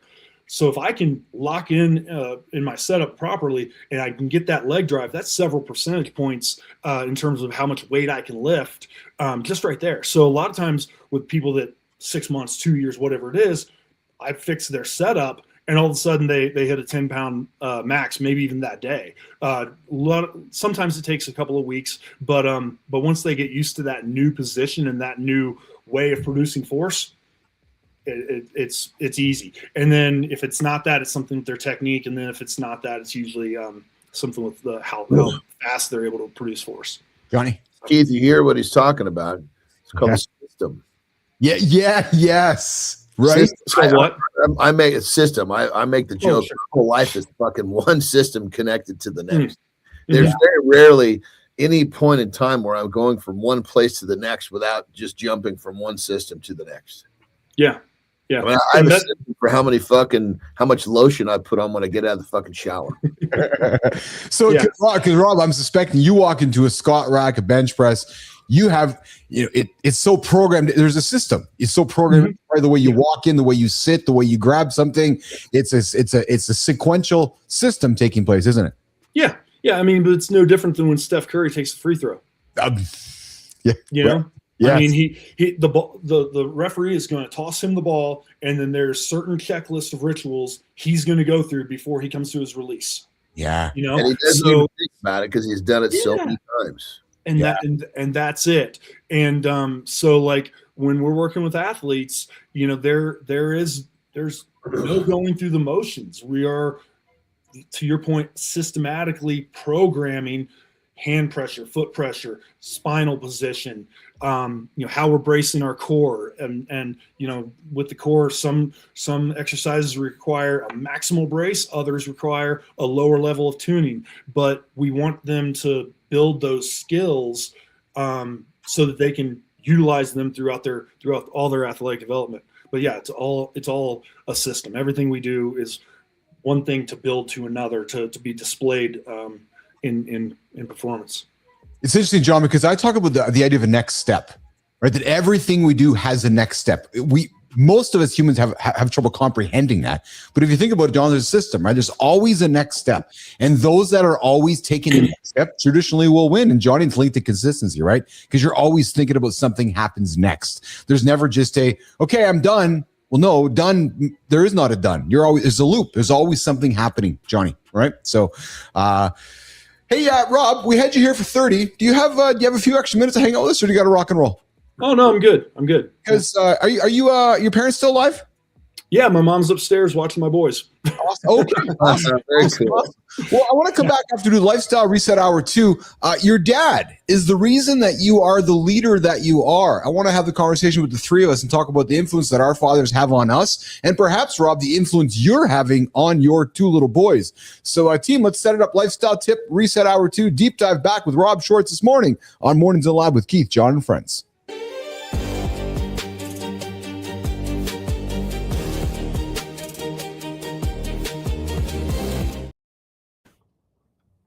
All right, lifestyle tip time. You see, here's the deal. Most of us are not honest with ourselves.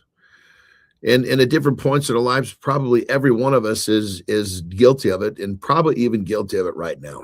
But what I'm getting at is there's a few things.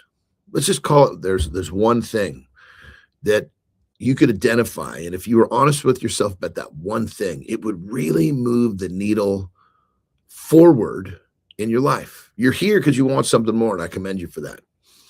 So what's the tip? Well, I'm trying to give you something that's going to kind of shake the foundation, if you will. So, and I've done this before to you, so forgive me. Don't know what that was. Forgive me.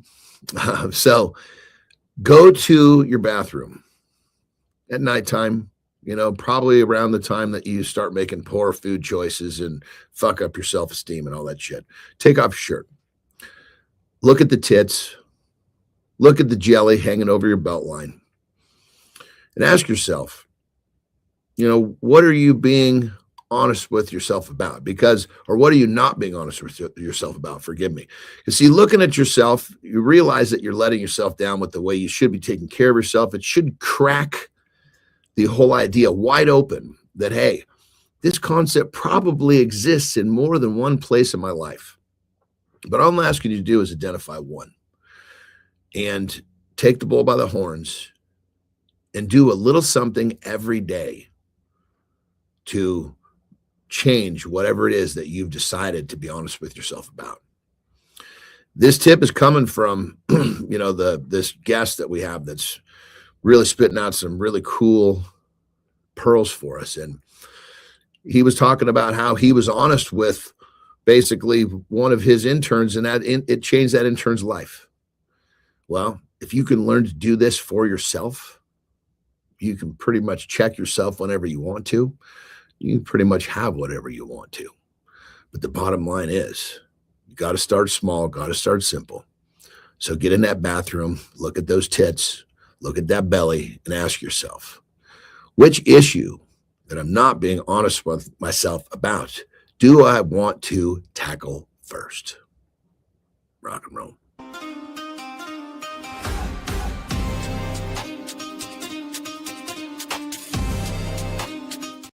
Good morning. Welcome back, gentlemen. You're here with Keith and John on Mornings in the Lab with Keith, John, and Friends, your live morning show. This is the big show where we help men and all humans start their day with entertaining conversation, momentum, positive energy, and just a little reminder to get into the bathroom, lift up your shirt, and look at your fat, flabby tits, as John Anderson said. If you're just joining us, welcome to the big show. We get up and we get after it 8 o'clock live right here on Mornings.live. Mornings.live on the Mornings in the Lab Live Network. Come hit like, come hit subscribe, and check into the show if you haven't checked in yet. Come check in, show your proof, and build your streak with us every single morning right here. And if you're new here, we got a poll, guys. We got guys up on the poll. How much did your father shape your leadership style? Completely? He showed up, or my dad wasn't around? And do not forget, the daily question is also, what's one leadership habit you picked up from your dad, good or bad, that you still carry today? Hey guys, quick recap. We got into some fun conversations this morning. We talked about the guy who faked his own death at 74. Yeah, true story. We talked about people are having sex older than ever. The sex span, 82, 85, 90. An 82-year-old lady who's just getting after it and talking about just having the greatest sex of her life. And of course, right now we're hanging out with Rob Schwartz, who joined us on center stage, a man who has coached nearly 32 Olympic medalists and 2 UFC champions. And we're going to continue the conversation right now on the deep dive about your dad is the reason. Yeah, your dad is the reason you lead the way you do. And that conversation starts right now. You're not calm under pressure. You're just numb. That's your dad talking. It's not leadership style. It's stress reflex. You learned it at the kitchen table. That reflex costs you sleep. It costs you trust. Check your inbox. Check your kid's face. Your dad isn't your destiny. He's your first draft. Leaders rewrite drafts. No hiding. Today, catch one moment you're copying him. Pause. Choose the opposite once. On purpose. We'll show the pattern and the fix. We'll show the rule that changes the math for good.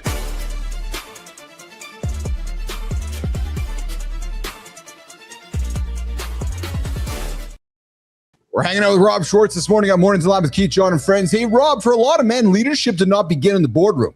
It began at home. It began at the kitchen table. It began watching our dads handle pressure, conflict, responsibility, and people Was your dad a good role model for you, Rob Short? It's the hard question to kick it off. Absolutely. I actually grew up on a small cattle farm.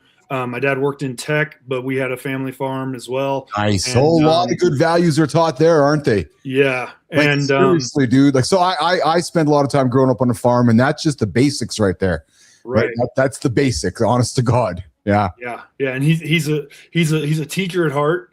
And so, that whole detail part that we talked about earlier, he taught me a lot of attention to detail and just, the discipline of doing a job well. And if you're not going to do it well, you're going to do it over. And yes, he had a way of making sure that when I did it over, it wasn't easier. I remember as a young kid him telling me, I can tell you're messing this up because you think you're going to get out of it. Well, that's not going to happen here. Yeah. So I had seen now just cutting the grass because my mom and dad had a big yard, and if I had to cut the grass, literally a multi-hour experience. Yeah. But that's, if you're going to spend 2 or 3 hours cutting the grass, you might as well cut it properly. Right.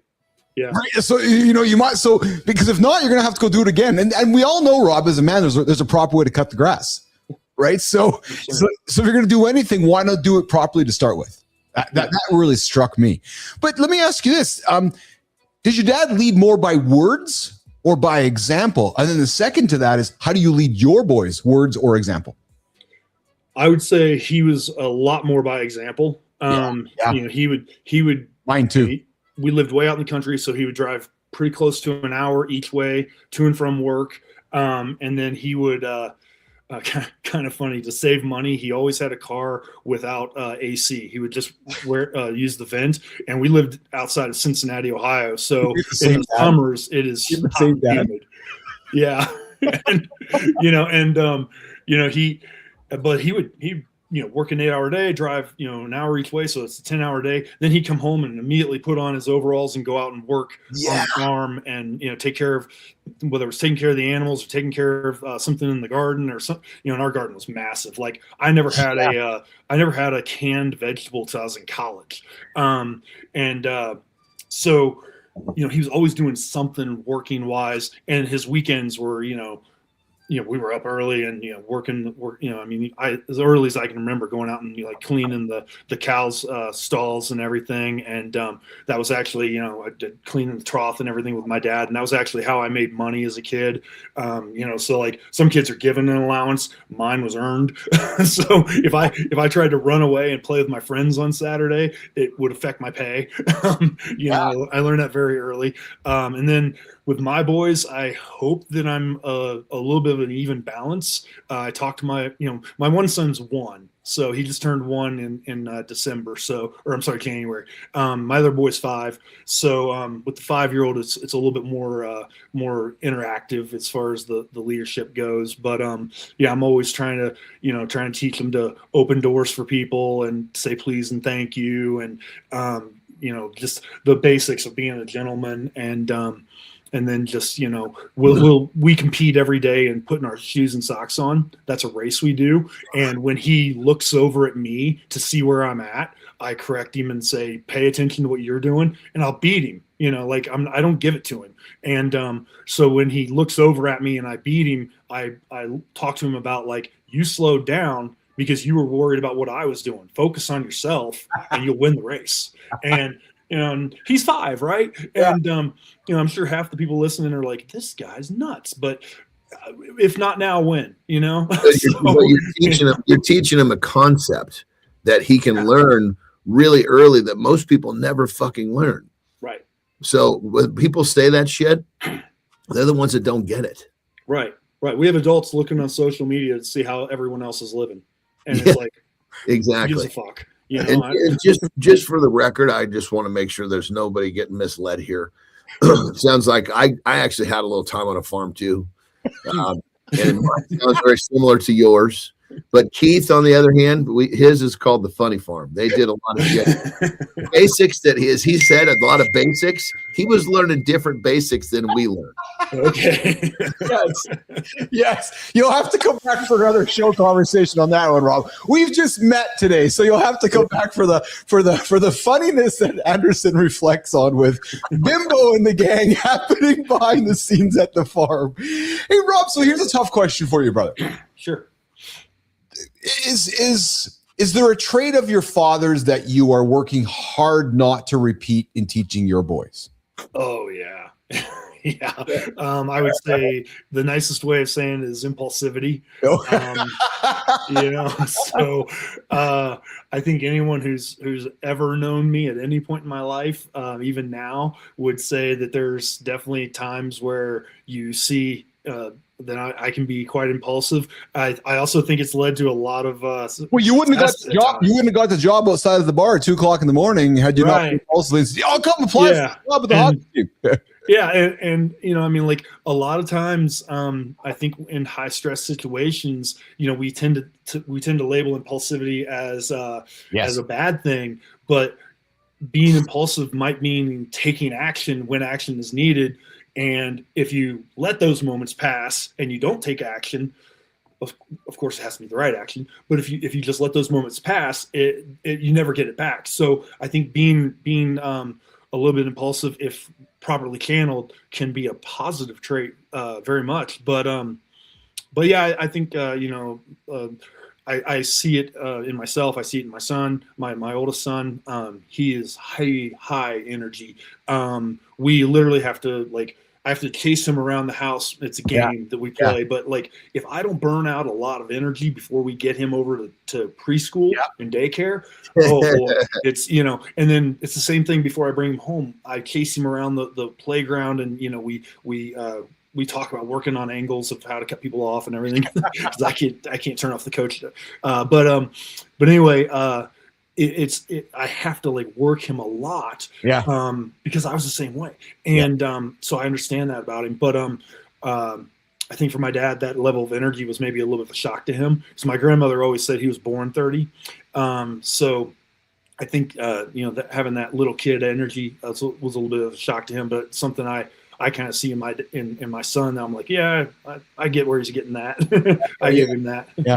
So. Hey, Johnny, I've never asked you this question before because I always lean into. I've really admired your reflections with your stepfather, but I've never asked you about.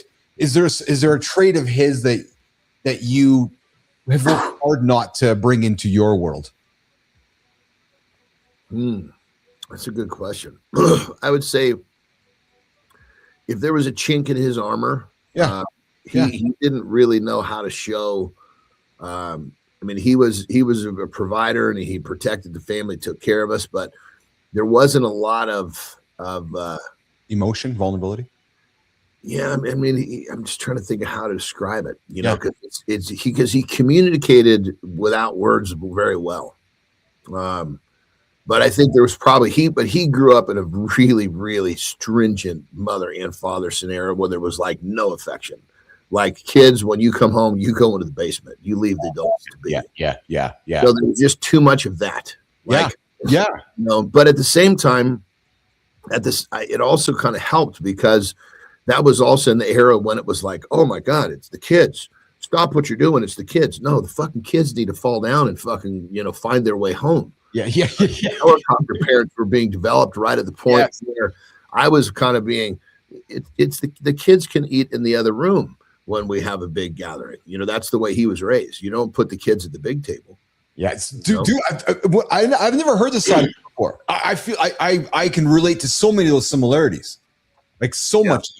My dad's parents were divorced, so he lived in a hard life. But John, I can relate to much of those same things that your stepfather's sounds like.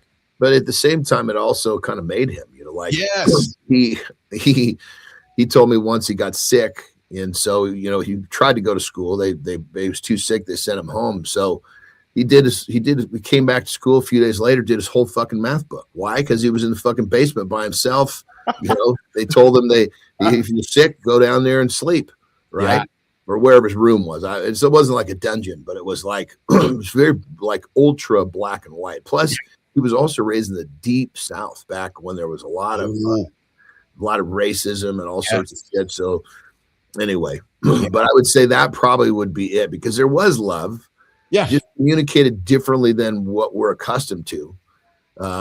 You know, there was probably, you know, like hugs were not a problem, but there wasn't a lot of I love yous. But yeah.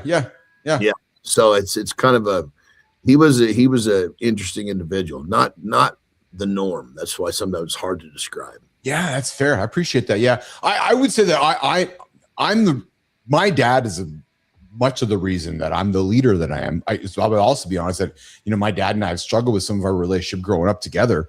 But today, the leader that I am has a lot of my dad's traits, my mom and my dad's traits. But I can certainly, my dad, you know, again, like yours, John, maybe struggled to communicate with words. He'd communicate more with either movement or force or you know, just looking at his face. But I'd say that much of my leadership style, my drive, when you said, Rob, my dad would come and put his overalls on and go to work.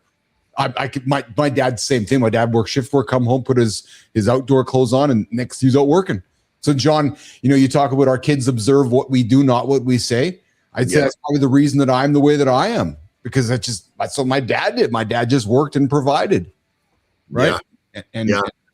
Yeah. No, and I kind of, now that I think about it, I kind of had the flip side, because then my blood dad, who I didn't see very often, he was very verbally affectionate, but the actions didn't always connect. Oh, yeah.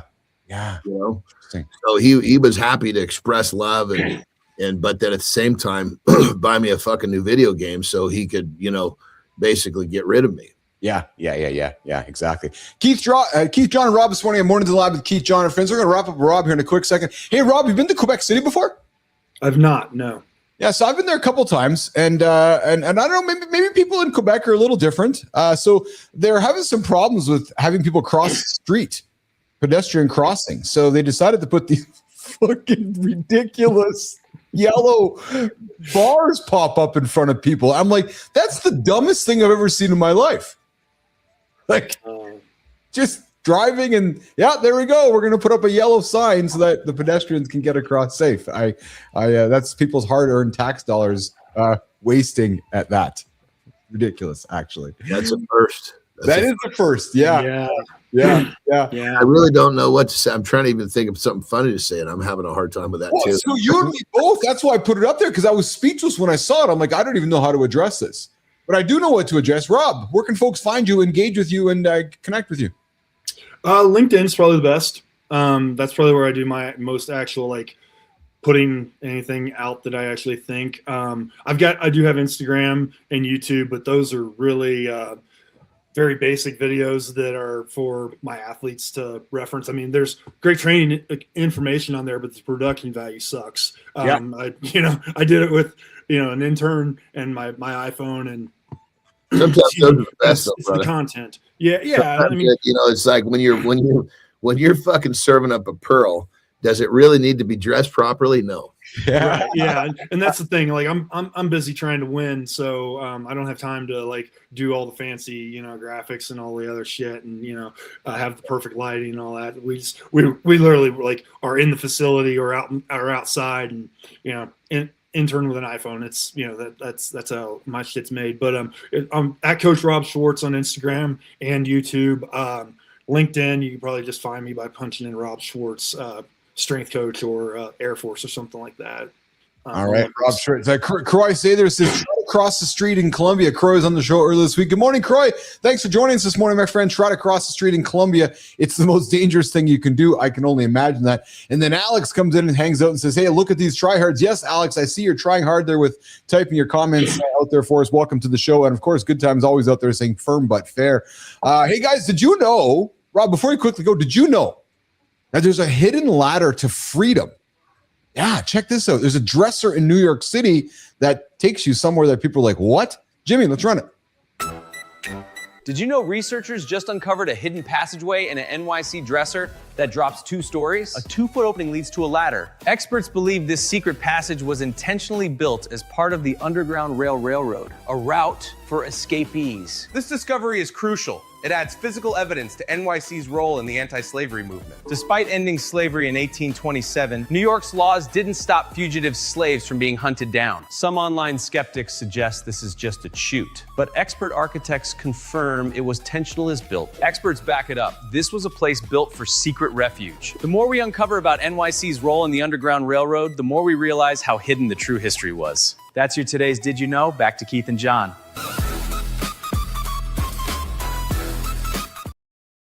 Check out this. There's a little house here, a little compartment here. She opens it up, and sure enough, it opens up a compartment to get into this stairway to go downstairs to this underground. What are we looking at to the right of that thing? Is it looks like to the right of in the beginning?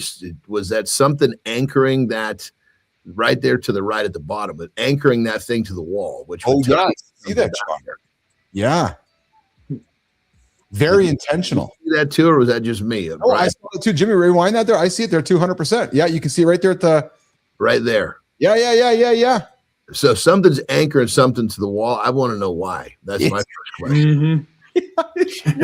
Your observations are awesome, man. John can pick out the littlest ant in the corner. Oh, yeah. Did I ever tell you where that came from? No. Oh, fuck, dude. Okay, so basically in my strength career, I got into the international play so fucking fast. Yes. On my third contest, I'm traveling internationally, and these guys I'm with are like, they're veterans, and I'm like fucking brand new. Yeah. And most of the shit we're doing, I've never done before, which is a huge disadvantage. You've never picked up a piece of equipment that someone's used for a decade. Yeah. I spent the first couple of years of my fucking career just studying what people were fucking doing with this, like hand placement, foot placement, starting, what was it they were doing that was allowing them to leverage the body position? How was that fucking stone? Because you see guys come out and they're fucking looking at the stones and they're trying to figure out what part they want down, which is easiest to hold on to pick up. And then once I got put on a travel team, then I had fucking teammates that were been competing for a decade, and they started talking me through what was going on. But my observation of those little things is, almost close to a decade, my brain was trained to be looking for those little things. That's fascinating because, Rob, I got a little segment on the show we call Committed, and you can see when people are committed to something, where a hand placement goes, or like just this intentional thing. And Johnny always picks up something that I don't see. It's fascinating to me. He's like, we had a clip of Leonardo DiCaprio getting ready for a role in the Wolf of Wall Street or something, and the filming starts, and his hand, as an actor, is like boom, boom, and John's like, watch his hand. And I was like, dude, now that you tell me that, John, I can hear what you're saying, because you just would use your eyes to intentionally observe nonstop, obsess. Yeah, well, it's crazy. It just shows how you can train your brain to do something pretty fucking unique. Yeah. Rob Schwartz, thanks for hanging out with us today, brother. I know we had you a little extra today. I thoroughly enjoyed the conversation. I loved your energy you brought, and you dropped some nuggets here today, man. You come back and hang out with us again, and come tune into the show sometime. We're out there live every single Monday to Friday here on mornings.live. Yeah, love to. Thank you for the opportunity. Appreciate it. Awesome. All right, Rob's out of here. We're going to wrap up with John Anderson. All right, Robbie's out of there. There he is. Johnny, good dude, man. He reminds you a lot of AJ, man. Holy smokes, AJ's. I find a lot of these strength coaches are similar in their qualities, and I love it. There's an intentionality. There's a methodology. There's a kindness to them. And you've come across a ton of guys like Rob, I'm sure, as well. Yeah, for sure. Well, I mean, when you're making your life out of truly helping people, yes,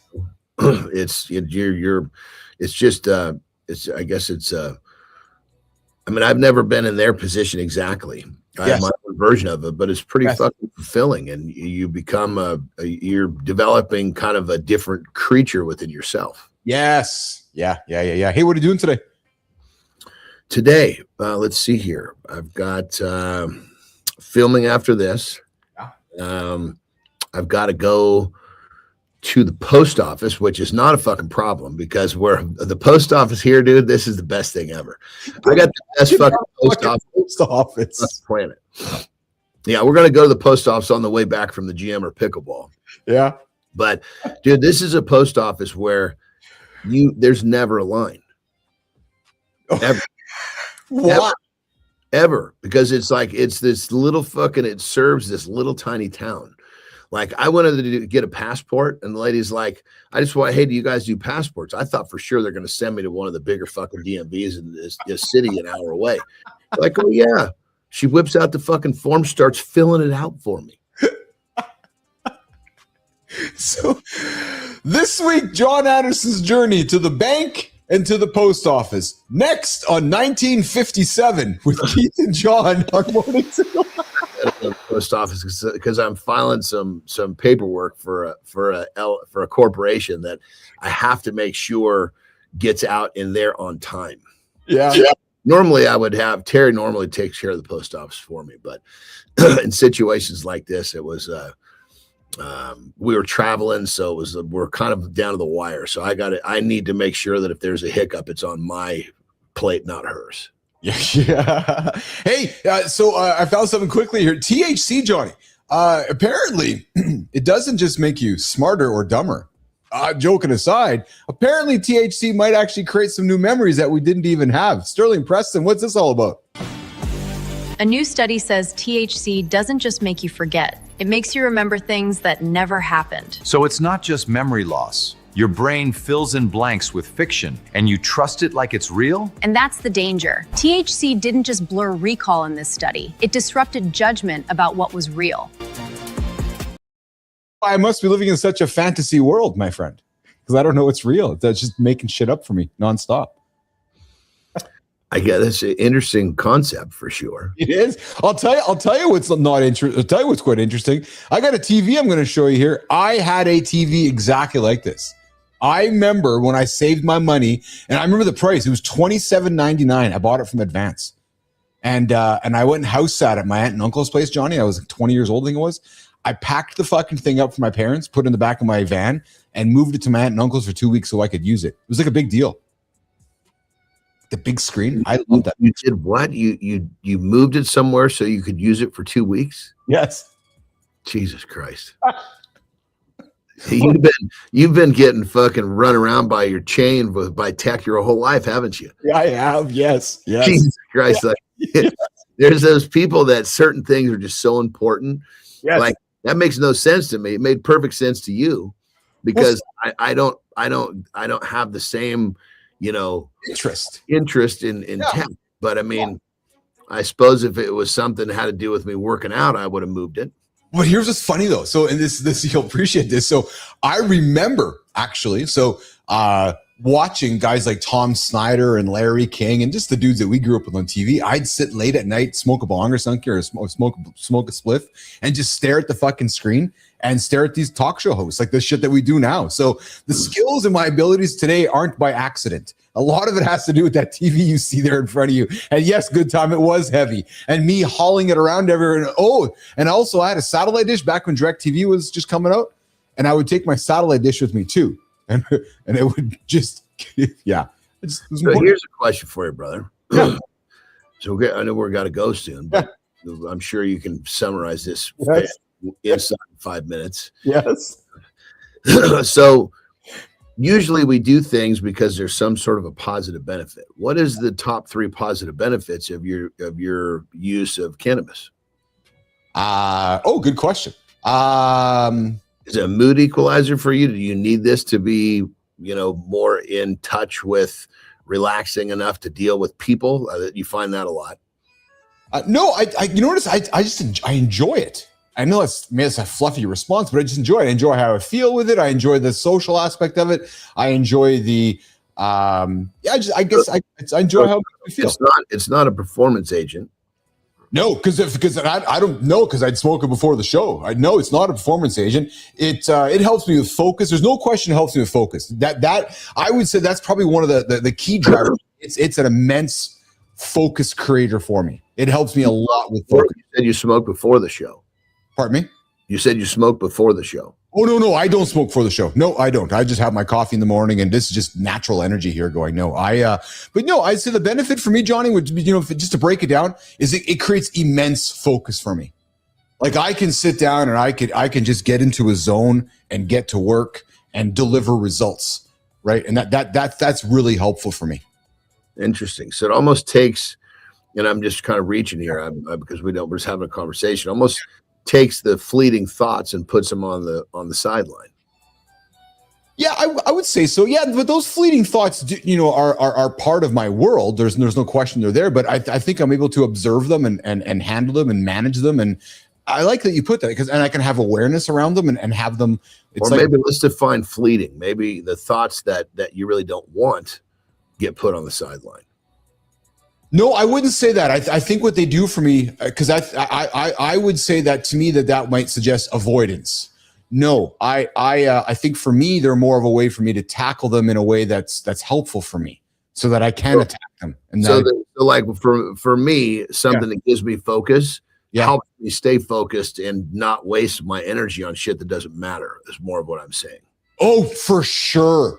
Well said. Yeah, when you put it that way, absolutely. Yeah, fleet. I think I led you down the wrong path with fleet. Yeah, like not like letting something get away, just ushering the shit away that shouldn't be there. No, because I would hear that as, oh, you're just numbing your feelings because you don't want to address the bad shit. Actually, no, not at all. Actually, for me, it's like it helps me put them in compartments to and not in a negative way. Don't misconstrue the words. It's like, okay, get it done, check the box, move on to the next one. Right. I know and like I said, I enjoy the how it makes me feel, how it makes me operate, how it moves me forward. I don't lift, I don't get on the treadmill. It's very much for creative or for work reasons. And it's not all the time. It's part of me, but it's not all the time. Why the cigar for you from Charlie? The cigar is it would be just something that I enjoy. I enjoy the taste, the smell. Yeah. There's nothing. It connects to something that if I'm just going to kind of, even though we're not cruising here. Yes. But there's the idea that, how would I say? Like I could sit in one place and do nothing and smoke a cigar and have a much better chance of doing nothing with a cigar. That's how it's entered into my life. Yes, I see. And then it became kind of a podcast thing because it was like people loved it when I smoked a cigar on podcasts. Yeah. Same time, then it took that, okay, I'm going to be able to sit here and just do this. Yes. So it's more of an association, I would say, if you get right down to it. Well, it's interesting, and I know you got to rock and roll here because we can drink cannabis, we can eat cannabis. I enjoy the crushing the bud and smoking of it, just like your cigar. Like I enjoy, I go out in the garage, I go outside, and I enjoy the process of cutting it, rolling it, and just it's just like your cigar and sitting back and really enjoying it. For me, it's like a cup of coffee. Like I enjoy your cigars. I enjoy the flavors, the types, the strains, and it's important to me. And there's something enjoyable about it for me. And it's, I don't have many vices. I know it's a vice thing. That's like yourself. It's the one thing that maybe some would say, okay, that's the issue. Well, you use it in a very, very polar opposite fashion than most. Myself included. Myself, if I'm going to use it, it's because I am using this as like a line in the sand. Like, okay, all the shit that I'm focused on, I'm going to not focus on because here in a few minutes I won't be able to focus very well. So it's easy for me to refocus tomorrow. Oh yeah, for me, complete opposite. I can't smoke a joint and go lay on the couch and go to bed or just eat a bunch of munchies. That's bizarre. It does not work for me. Like the idea of, hey, let's go smoke a bag and go fucking sit on the couch and watch Cheech and Chong and go eat a bunch of food. I'm like, really? Sit on the couch and eat a bunch of food doesn't enter my world either. No, but then it might be anything like and keep in mind, I have to be careful because if I do too much, I'll fucking fall asleep. Yeah. Yes. Hey, hold on, John, before you go.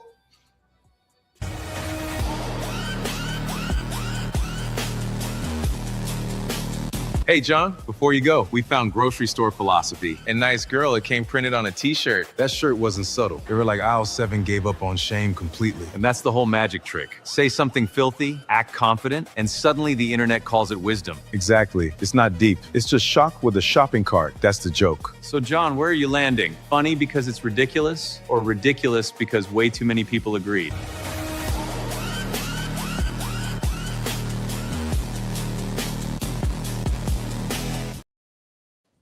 Oh, I don't know what was funnier, the walk they gave me and my little fucking get up or the fucking t-shirt. Oh, well, so we got me walking like fucking the gay brothers. we had a topic on the show here today, which was the 82-year-old woman saying she's having the best sex of her life. Well, maybe she might be wearing the t-shirt that says old pussy is better than no pussy.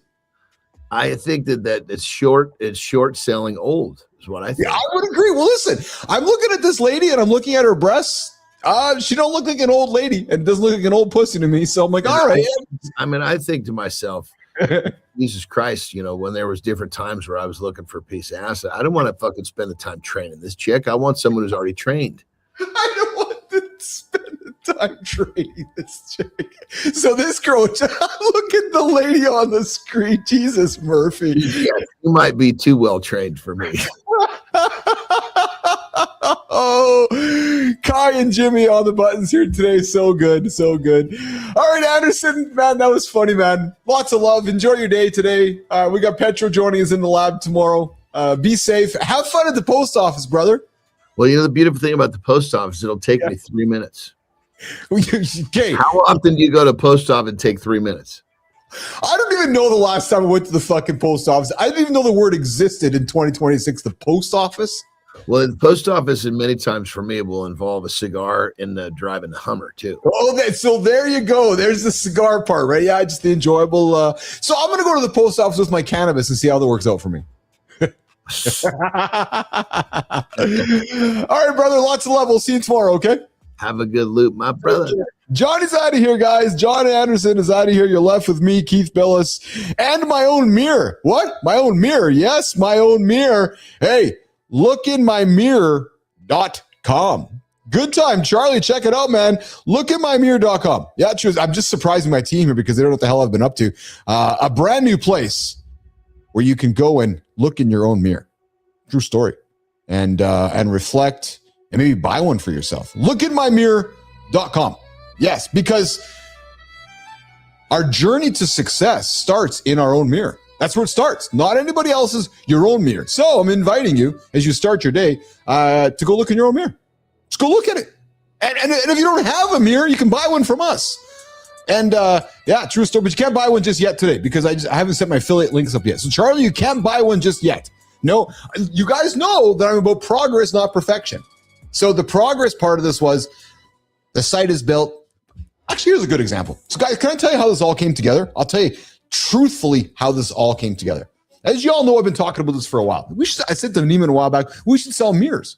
So yesterday, as I was sitting down after dinner, I'm like, you know what? I'm going to get my Perplexity computer to set it up for me. And I just said, hey, we're going into business together. Your job to help me sell mirrors. So it did. Registered the domain, built what you see, launched it, deployed it, set up all the affiliate links. So now we are in the business of selling mirrors because we talk about look in your own mirror. So there's the power of the agent. There is no human, and this is a unequivocal, true motherfucking story. No human involvement with anything that you are seeing that is right there. Nope, that was from brain to created to launched. Everything there, registered domain. I had to click a couple things to pay for it, but everything there was done by the agent that I called. What the hell did I call him? I don't remember. But anyways, yeah, there you go. So look in your own mirror, lookinmymirror.com, and we are now officially in the mirror selling business. So we'll have mirrors drop shipped to your house. But in the progress of a perfection thing, the affiliate links aren't fully set up yet. So we can't actually sell the full mirror just yet. Charlie, and I got more things to surprise you with, guys. Just ask Neiman. Just ask fucking Melissa. Yeah, because I just dropped some surprises, and I got some surprises for Kai and Jimmy that didn't even know what fucking working on. They have no clue. Nope, y'all have no clue. There's some shit happening that I'm going to drop. Yeah, and it all starts with mornings.globe. I'm sorry, globe.mornings.live. Check it out, Jimmy. You guys, we've dropped the Mornings Globe. Yes, if you don't know what I'm talking about, check this out. The Mornings Globe is live.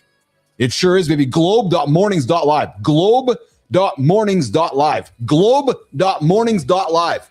True motherfucking story. You can go get the news. You can go get sports scores. You can go get center stage updates. You can go get clips from the show. And it's all presented in a fun, interactive way.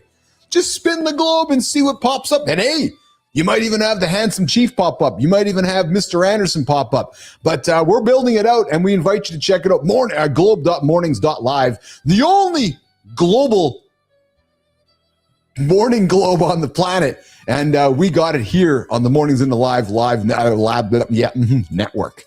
Okay, so Jimmy gave me an extra 6 seconds today because I realized yesterday that 34 to 39 wasn't enough. So I got 45 today. I got the bladder to go empty.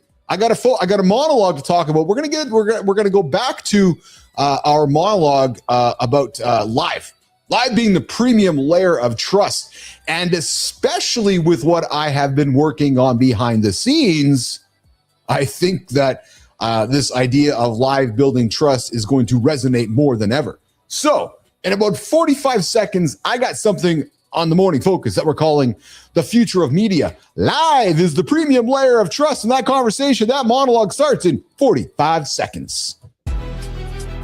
We're walking into a world where anything can be faked. Live is the only thing that can't. No hiding. The flood is coming fast. AI output will dwarf human output. Our audience will default to skepticism. That's the weather. Polished isn't trust. Performance isn't proof. Live is the moment we can't edit. On time. People don't scroll past because they're cold. They scroll past because they're tired of being worked. We tell ourselves production equals credibility. It doesn't. It just makes the lie cleaner. That's the mask. When trust breaks, we pay in time. We lose the room before we even speak. That's the bill. But we don't compete on content. We compete on credibility. Chief's about to call it out. Receipts, not polish.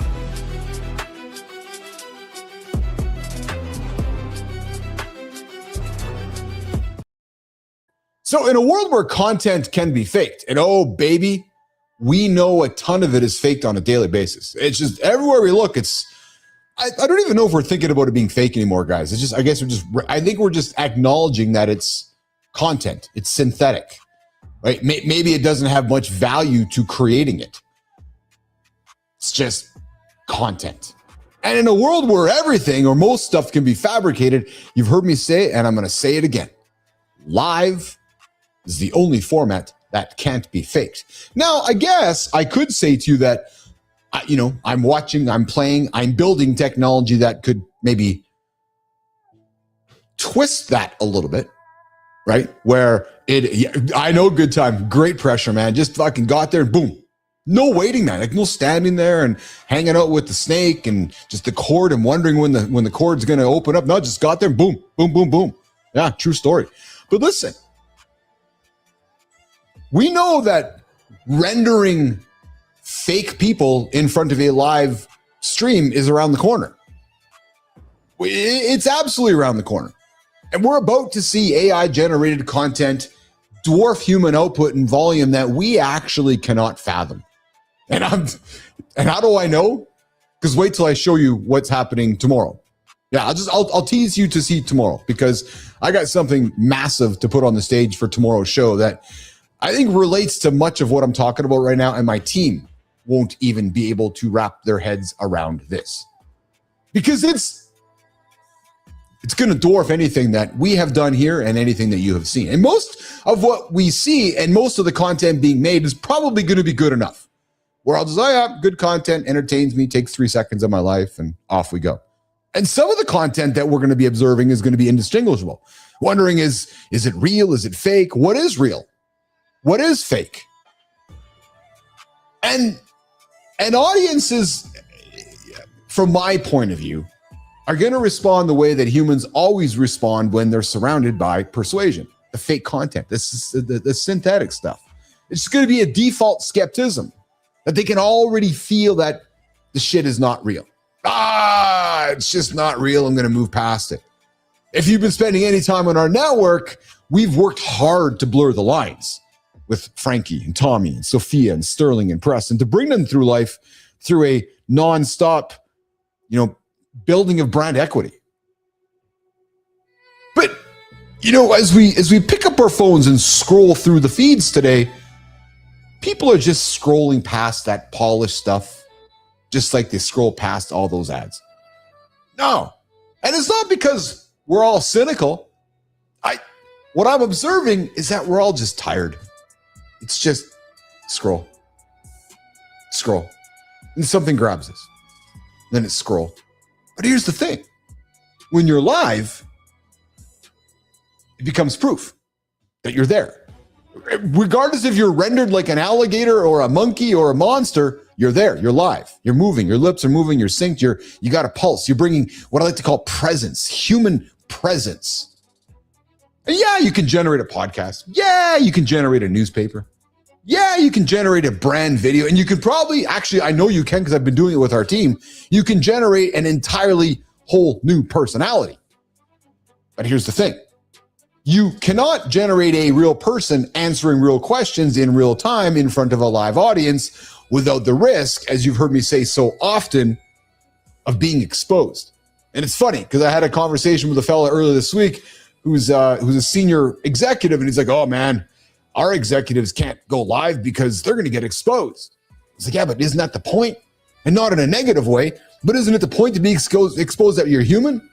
And that you're relatable to your stakeholders, your shareholders, your employees, your customers. Isn't that kind of the point? Aren't we living in a world where we want to be exposed? And maybe that's why live is the new status. And maybe that's why live is to become the premium layer of trust. Maybe.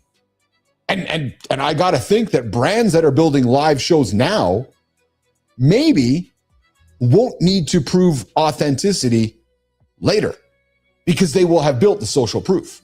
They have the receipts. They have hundreds of mornings behind them, building the community, building the repeatable audience, building the people that expect them to be there when they say they're going to be there. So yeah, if you're going to be serious about trust in the next era, maybe you might want to stop hiding behind production. It's funny, as I look at the work we are producing here on the show and on the network with our show, with our network member shows, and then I look at what others are doing, not to compare. Okay, to compare. I sit back and I say to myself, wow, as John Caskey would say, man, too many people seem to be continuing to create content that is just nothing but synthetic content, acting like it's content from 10 years ago or 5 years ago, recycled posts that don't move anything forward. So my invitation is this. Maybe it's time to stop hiding behind all the production. Maybe it's time to stop hiding behind all the synthetic content, because maybe you or the brand you're working with, or the brands with all the receipts that are showing up daily, weekly, constantly, maybe those are the ones like you that are starting that morning conversation like Cheryl Whitaker or Matt Roof. Maybe it's all those that are going to be out there competing on credibility instead of competing on synthetic trust.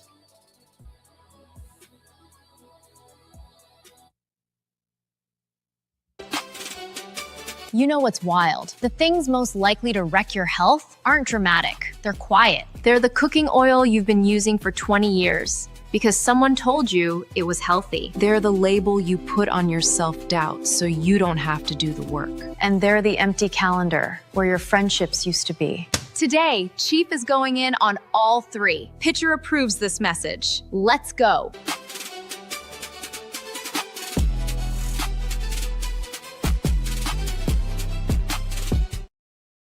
Time says, the mainstream media doesn't like when the president goes live. I know, that's bizarre to me. Where did we as humans work ourselves into a world where we want to have things on a 10-second edit or on a 10-second delay or in a world where we're scared of somebody offending somebody? Why is that? Why?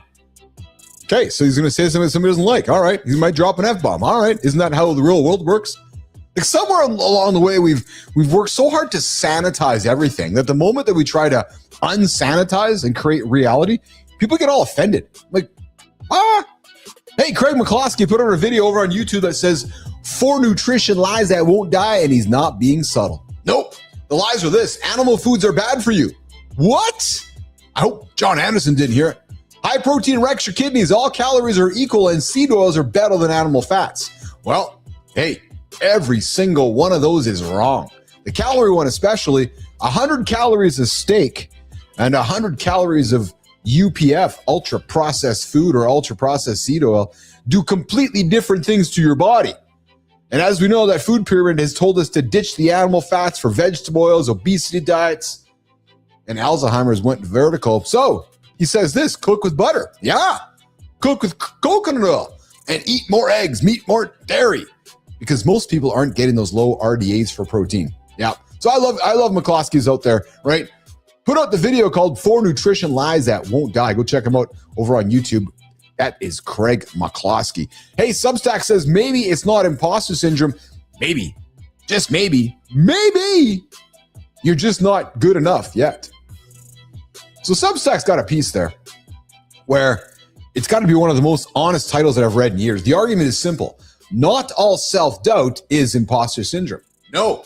Sometimes you feel like an imposter because you genuinely are one, and that's useful information. Maybe it's about looking in your own mirror.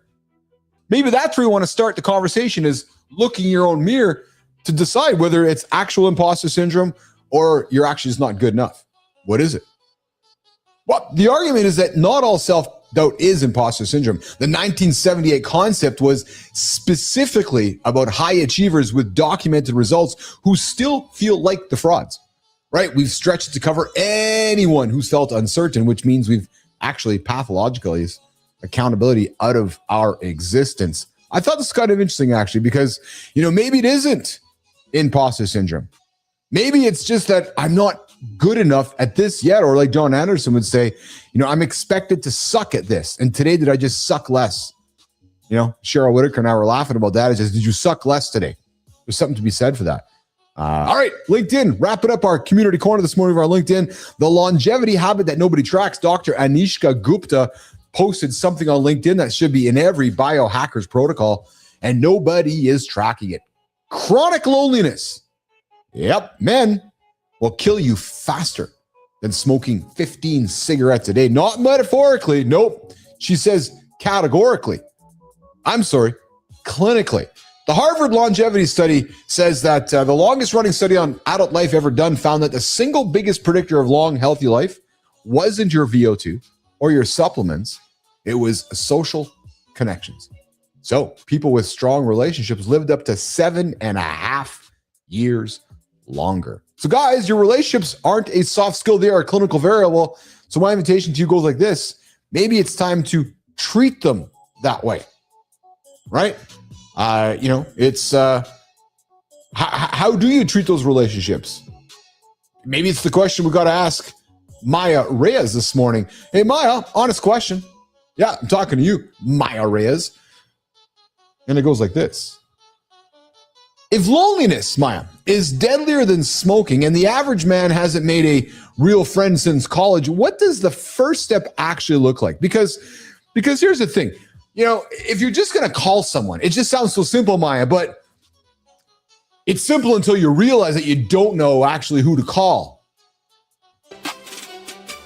That's the part nobody talks about. The first step isn't calling someone. It's admitting you let the list get that short. You optimized your calendar for productivity and starved it of people. Here's what ties today together. The food lies, the label you hid behind, the friendships you keep bumping down the calendar. None of it is dramatic, a beat. It just quietly compounds. Bad oil every day, a skill gap you called a syndrome, a friend you keep rescheduling. The damage is invisible until it isn't. See you tomorrow.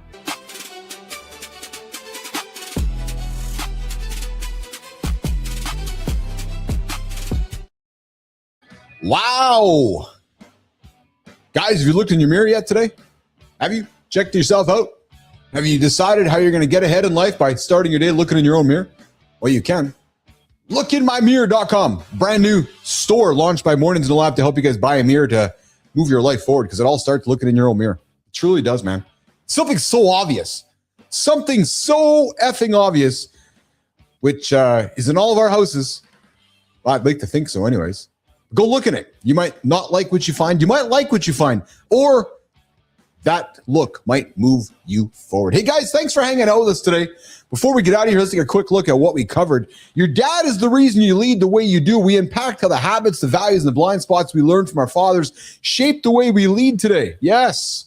Whether we realize it or not, Rob Schwartz hung around with myself and John to dig into that conversation, from handling pressure to setting expectations at work and at home. A lot of our leadership patterns are started long before our first job.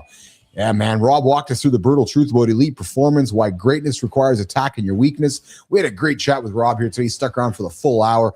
And of course, Morning Focus, the future of media. Live is the premium layer of trust. We talked about why the live media format becomes the most valuable currency in media, and we are building it every single day. And of course, we also got into a few quick topics on the conversation desk this morning. Logan Paul sold his Pokemon card for $16.5 million. Sex ban is the new metric. Older adults are winning. 82-year-old women are sitting on their men's faces. We talked about it. True story. 74-year-old man faked his own funeral. And Trump's baby-faced Secret Service agent goes viral. And hey, guys, you like your cannabis? Well, listen, it doesn't blur your memory. It actually creates new ones. Boom, boom. Hey, tomorrow's show is going to be a wild one. We got the Petro here, Dr. John Petricelli, and of course, we got Jeremy Barker, the founder and CEO of Murphy Door, on center stage. This is a guy, Nation, who went and made $20 million before the age of 21, lost everything, went bankrupt twice, lived in a truck, and somehow, he turned that rock bottom moment into a company, now doing over $60 million a year. We're going to dive into the cost of failure, resilience, and what it actually takes to rebuild when everything falls apart. And because it's Friday, that means the bullshit professor himself, the BS or no BS guy, returns with Dr. John Petricelli. Tomorrow's topic? 57% of young men want kids. Why do all the guys want kids? Why the women don't? Well, we might have that conversation coming up. Guys, we'll see you tomorrow in less than 24 hours. If you haven't checked into the show yet, why haven't you? Mornings.live. Mornings.live. Go check in. Mornings.live, part of the Mornings in the Lab live networks. Go check into the show. We'll see you guys live tomorrow morning at 8 o'clock Eastern time. We'll see you in 22 hours. I'm out of here, guys.